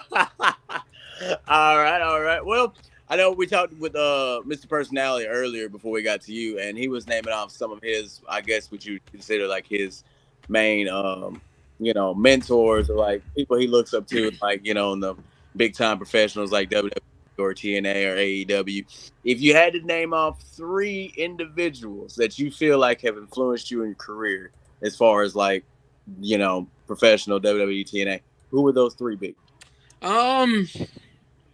If we're gonna go on the indies, like Mid-South wise, granted, if it wasn't for this man, I would have never got my start in ring wise. That man is Shannon Lee.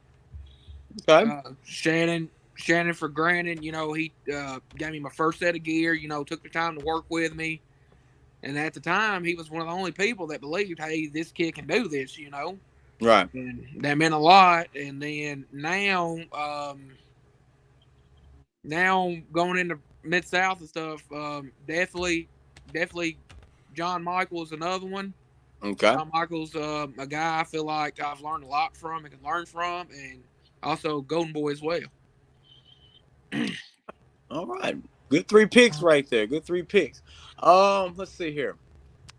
So, like you said, you and your brother have been tagging up for the longest of time. I mean, for a while. Yep. You guys have definitely made a statement, making big time rankings in the Mid-South. But if there's a tag team, is there maybe a tag team that you guys feel like you've been wanting to work for a long time, but you just haven't had the chance to go against?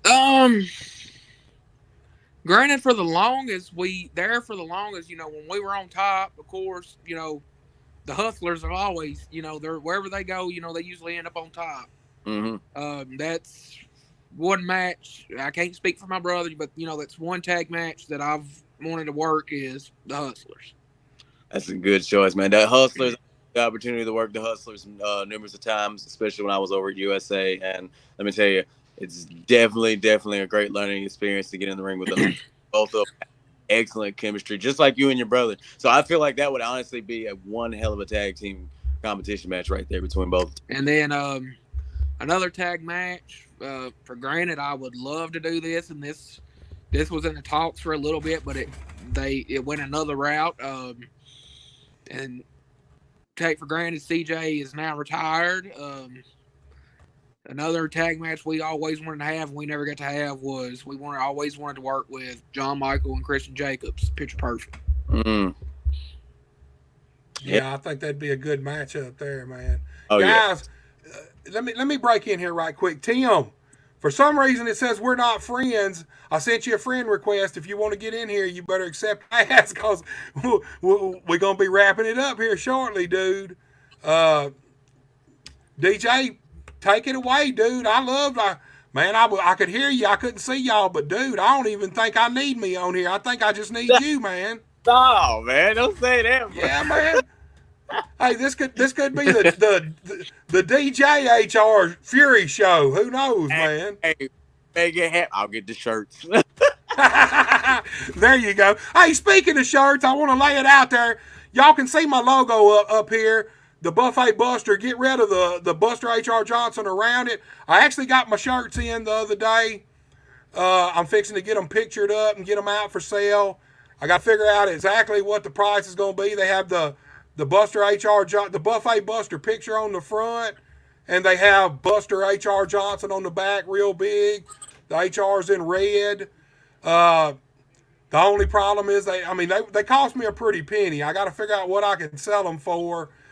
I'm looking at probably up to from small to probably extra large, 20 or 25, and then anything above double X and above, I'll have to see, man. Obviously, it's going to be a lower because the shirts are going to cost me more, or hat did cost me more. I just got to figure it up.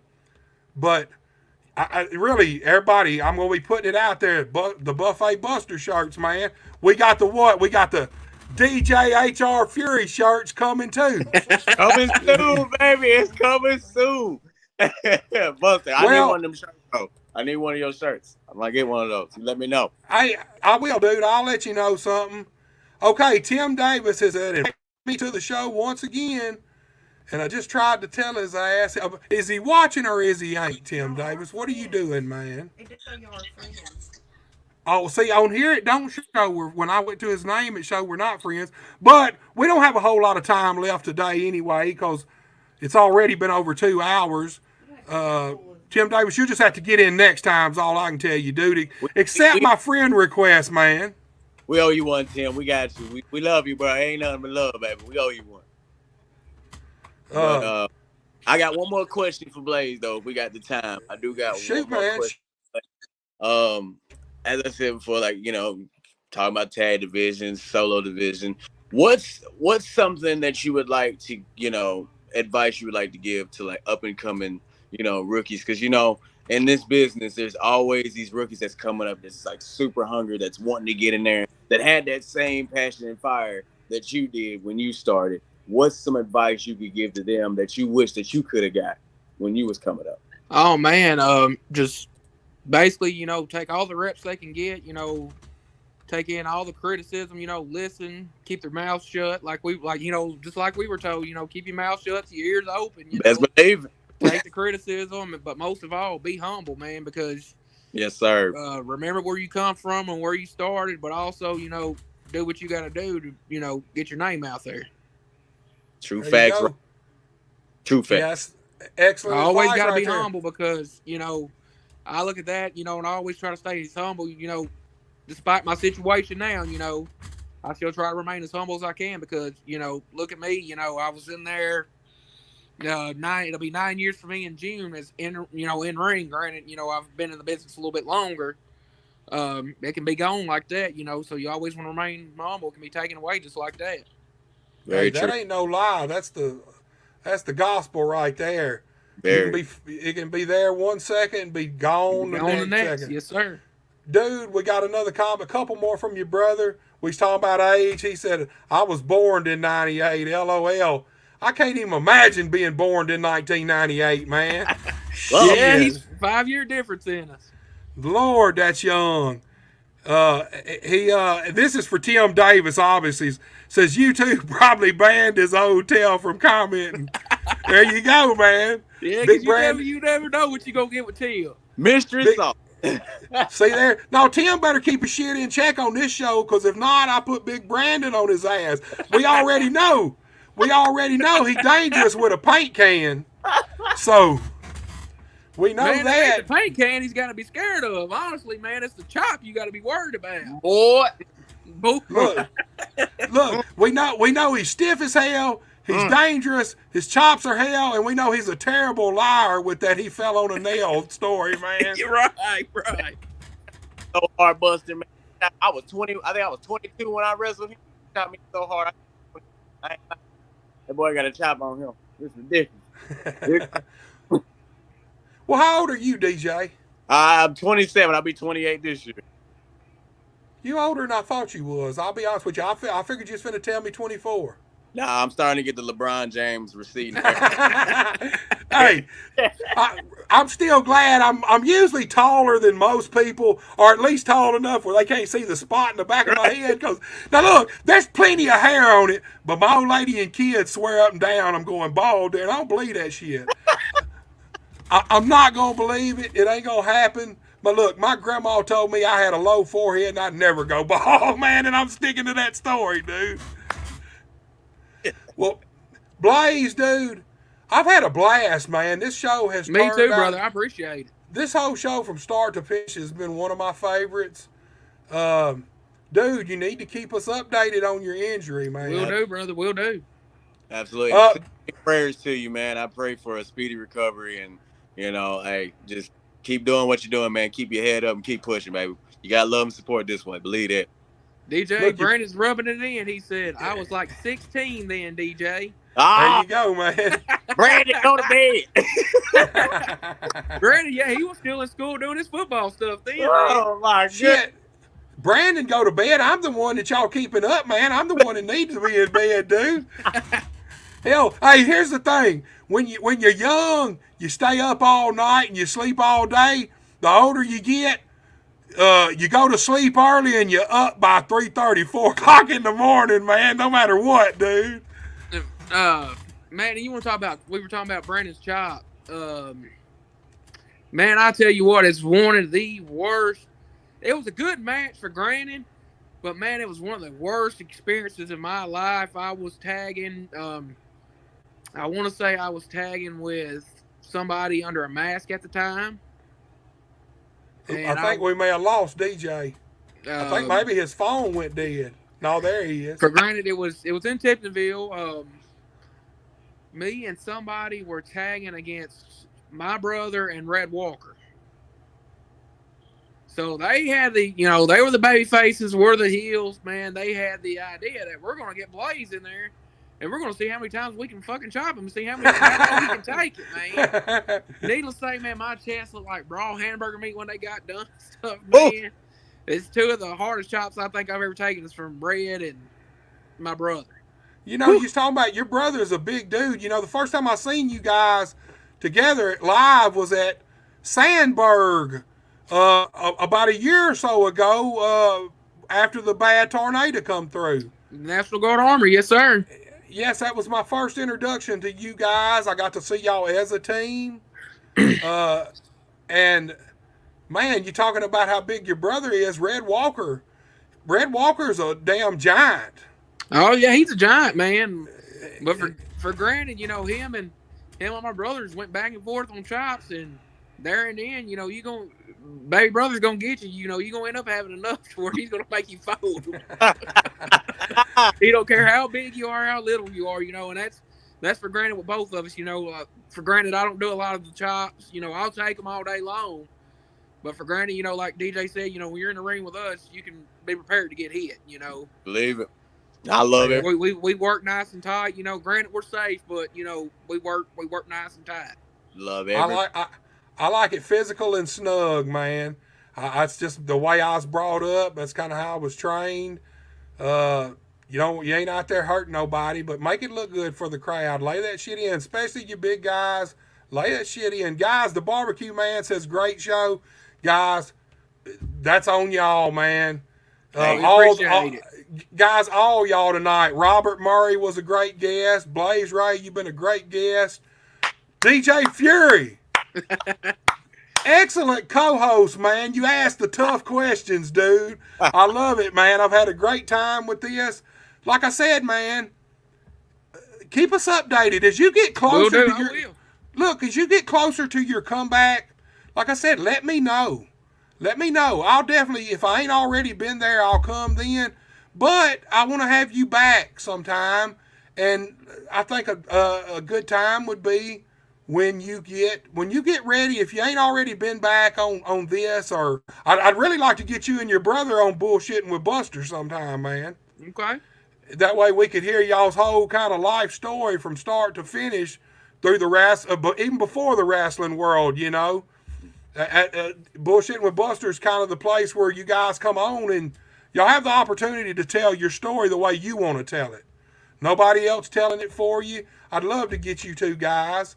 Your brother come back and he said, they make me PG-13 excited.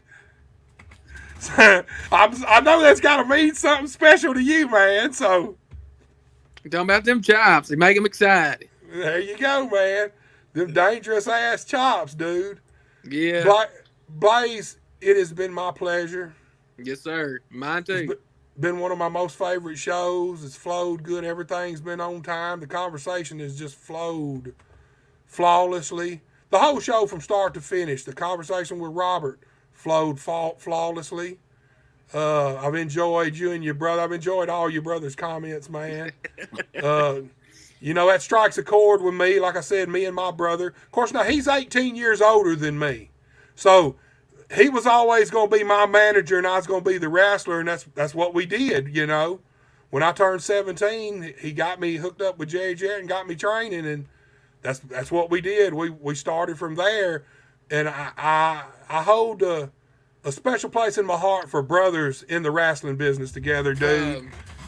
It's a whole different about managing brothers, man. When I took that Hades off, when I took time out of the ring, when I said I'd quit, I'd actually went back the next week. I had my last match against my brother. What was supposed to be my last match against my brother in Osceola.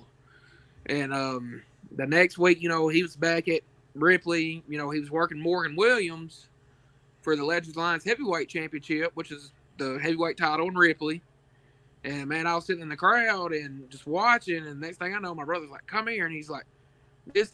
And next thing I know, it's his match. The next thing I know, Morgan gives him a super kick. He bails out. I fucking come in and blast him. And we had our tag finish on him, and then I managed my brother, And I was That's coming cool. out in this goofy old, man, it was a goofy, man. It was an orange jacket. I looked like a big-ass pumpkin out there. And, man, the crowd ate that shit up, man. And, well, I've done some crazy stuff, man.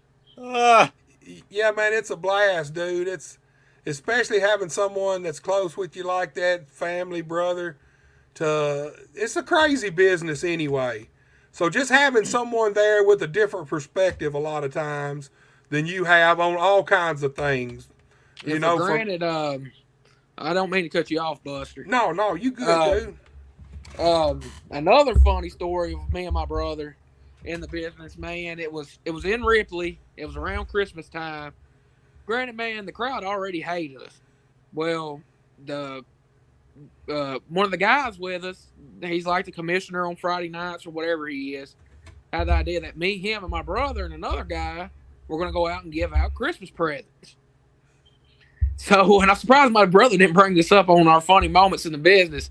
But we get out there, man, and we hand them out, and we tell everybody not to open them yet till we get done. And finally they open them, and it's damn toothpaste and deodorant, the old school shit, man. Yeah. And, man, we hand them to them, man, and they start flinging that shit full force back at us in the ring. And I look over, my brother and the other guys over there ducking and dodging, and I'm over there football kicking it back out. And, man, I look over there at my brother and laughing, and I'm like, dude, what are you laughing for? These people trying to knock the shit out of us. He said, dude, when you kicked that one, he said, you hit this old lady right in the forehead. Oh, man. He said it just the bag, and the bag or whatever just ricocheted off her forehead. I've seen that done, but they used to do it with charcoal. You'd go get a bag of charcoal and wrap up a bunch of little presents, and each one of them the hills would take them out, and each one of them would have a piece of coal in it for the fans. You think getting hit in the head with fucking toothpaste is bad? Hey, look, it's about like having silly string at wrestling matches and promoting the kids and shit to squirt it at the ring and the wrestlers. Man, it's a recipe for fucking disaster. You go to seeing a bunch of charcoal flying around an arena, you be ducking under the ring. You better duck, get out of the way. Under the ring is the safest place to be, dude. Yeah, and man, granted, that's something we've always been good at. If you've seen us as heels, man, we've always been one of them ones we take pride in going out and being the top heels of the show. Look, man, Brandon said them bars of soap hurt or the stung. yeah, I can imagine. Man. I can imagine, dude. Dude, we've had times where people's threatened to stab us. We've had people waiting out in the parking lot with guns and everything else. Granted, the only time I've ever come in contact with somebody who was physically fixing to do that, I was tagging with Red Walker over in Osceola. Hey, them some We had a crazy guy that ass was about to fans. he was about to pull a gun on us. Yep. Them are some wild ass fans. Them fans were all educated from Moondog Championship Wrestling. That's where Osceola. That's where Osceola wrestling came from. The wrestling that is now. That's the predecessor to it. Moondog Championship Wrestling. Them fans in Osceola for the last 25 years or more have been educated. They wild. They're little. They're more tame now than they used to be. Man, shit, dude. Look, a funny story. All right, we're in the old building in Osceola, not the one they're in now, the original building. So at the end of the night, everybody's in the ring. It's this big melee. The whole dressing room spills out. Moondog's going to come out and squirt a fire extinguisher. Okay, clear everybody out. Here's the problem. He didn't check it beforehand to make sure it was a gas fire extinguisher. It was one of them old school powder fire extinguishers. Everybody had powder all over them. Hey, it about killed everybody, man. Choked us all. I mean, the ones who were right there on it and he's squirting it, yeah, if you didn't have your mouth closed, it's just full of that shit. But it filled the whole building up with powder. Wrestlers and the fans ended up having to be outside. Well, all of us had to clear the whole building out, man. They had to clean the whole building, the ring, everything was just white powder everywhere, dude. Crazy, man. Hey, check your fucking fire extinguisher if you're going to use one. Make sure it's gas, because powder's a bitch, dude. I'll tell you that. Well, Blaze, dude, we got to go on and wrap this thing up. We've been going actually 2 hours and 16 minutes, man. Been a hell of a show. I so appreciate you for coming. Yes, sir. Thank you for the opportunity. Dude, like I said, I appreciate it. It's my pleasure. Been one of my favorite shows from top to bottom. And keep in touch with me and definitely keep us updated on your injury, your recovery on your injury, man. If the timeline changes, let me know something. Will do. I will. Brother, you take it easy, man. Yes, it's sir. been my pleasure. Blaze, baby, always love, man. You be safe, yes, bro. Yes, sir. Much love, DJ. Yes, sir. All right, DJ, we made it through the show, man. I think we're pretty good. Man. Hey, dude, I think we're a pretty good pair, man. If I got to do something else, you took right over, man. And I like the DJ HR Fury show, man. I dig it, dude. I really dig it, man. I love it, man. You've been an excellent co-host. I'm glad that I got so much because look, I had a blast. You were one of my favorite guests, and when we got off, I told my wife, I said, somewhere down the line, 3 or 4 months, I'm gonna see if he wants to come back or even be a co-host. But man, I like I said, I got a lot of good feedback, all positive feedback. Everybody loves DJ. Everybody loves DJ Fury. We all know you're Randy Bird's favorite wrestler, dude. Man, always, man. I appreciate you coming on, giving me your time, your 2 hours and 20 minutes now. Dude, anytime you want to come back, man, if I ain't already asked you, you just hit me up, man. Just let me know what's going on. It's always an honor and a privilege to be on the show, man. I really appreciate you letting me get on here and co-host. Absolutely a blast. I've been looking forward to it all day, just like the first time I was on the podcast. I really appreciate it. Great. I enjoyed it, man. DJ, thank you, my brother. And you have a great night, man. You as well, Buster. Take care, baby. You take care, too. All right, y'all, that was it. Buster Unmasked, episode 15. We'll have to figure Tim Davis out why he couldn't comment. I think it's because Brandon Wiggins was taking up all the comments, man. It's been a blast on this show. Robert Murray, great guest. I had a blast talking to him. DJ Fury, man, excellent co-host, dude. Love DJ. He handled business just like I needed him to. And Blaze Ray, man, I really didn't expect us to go that long. I just didn't expect us to go that long. It was an easy flowing conversation. He's going to keep us updated on his injury, his recovery, his date he makes it back in the ring. all in all, everybody who's watched, I appreciate you. All of y'all, be sure to like, share, and most of all, subscribe to Buster H.R. Johnson on YouTube. If you don't do anything else, go to Buster H.R. Johnson on YouTube and subscribe. It helps me immensely. Guys, y'all know how this has got to end. You motherfuckers ain't got to leave here, but y'all got... Hold on, I fucked that up. Let's just replay that. You motherfuckers ain't got to go home, but y'all got to get the fuck out of here. Peace. We're out.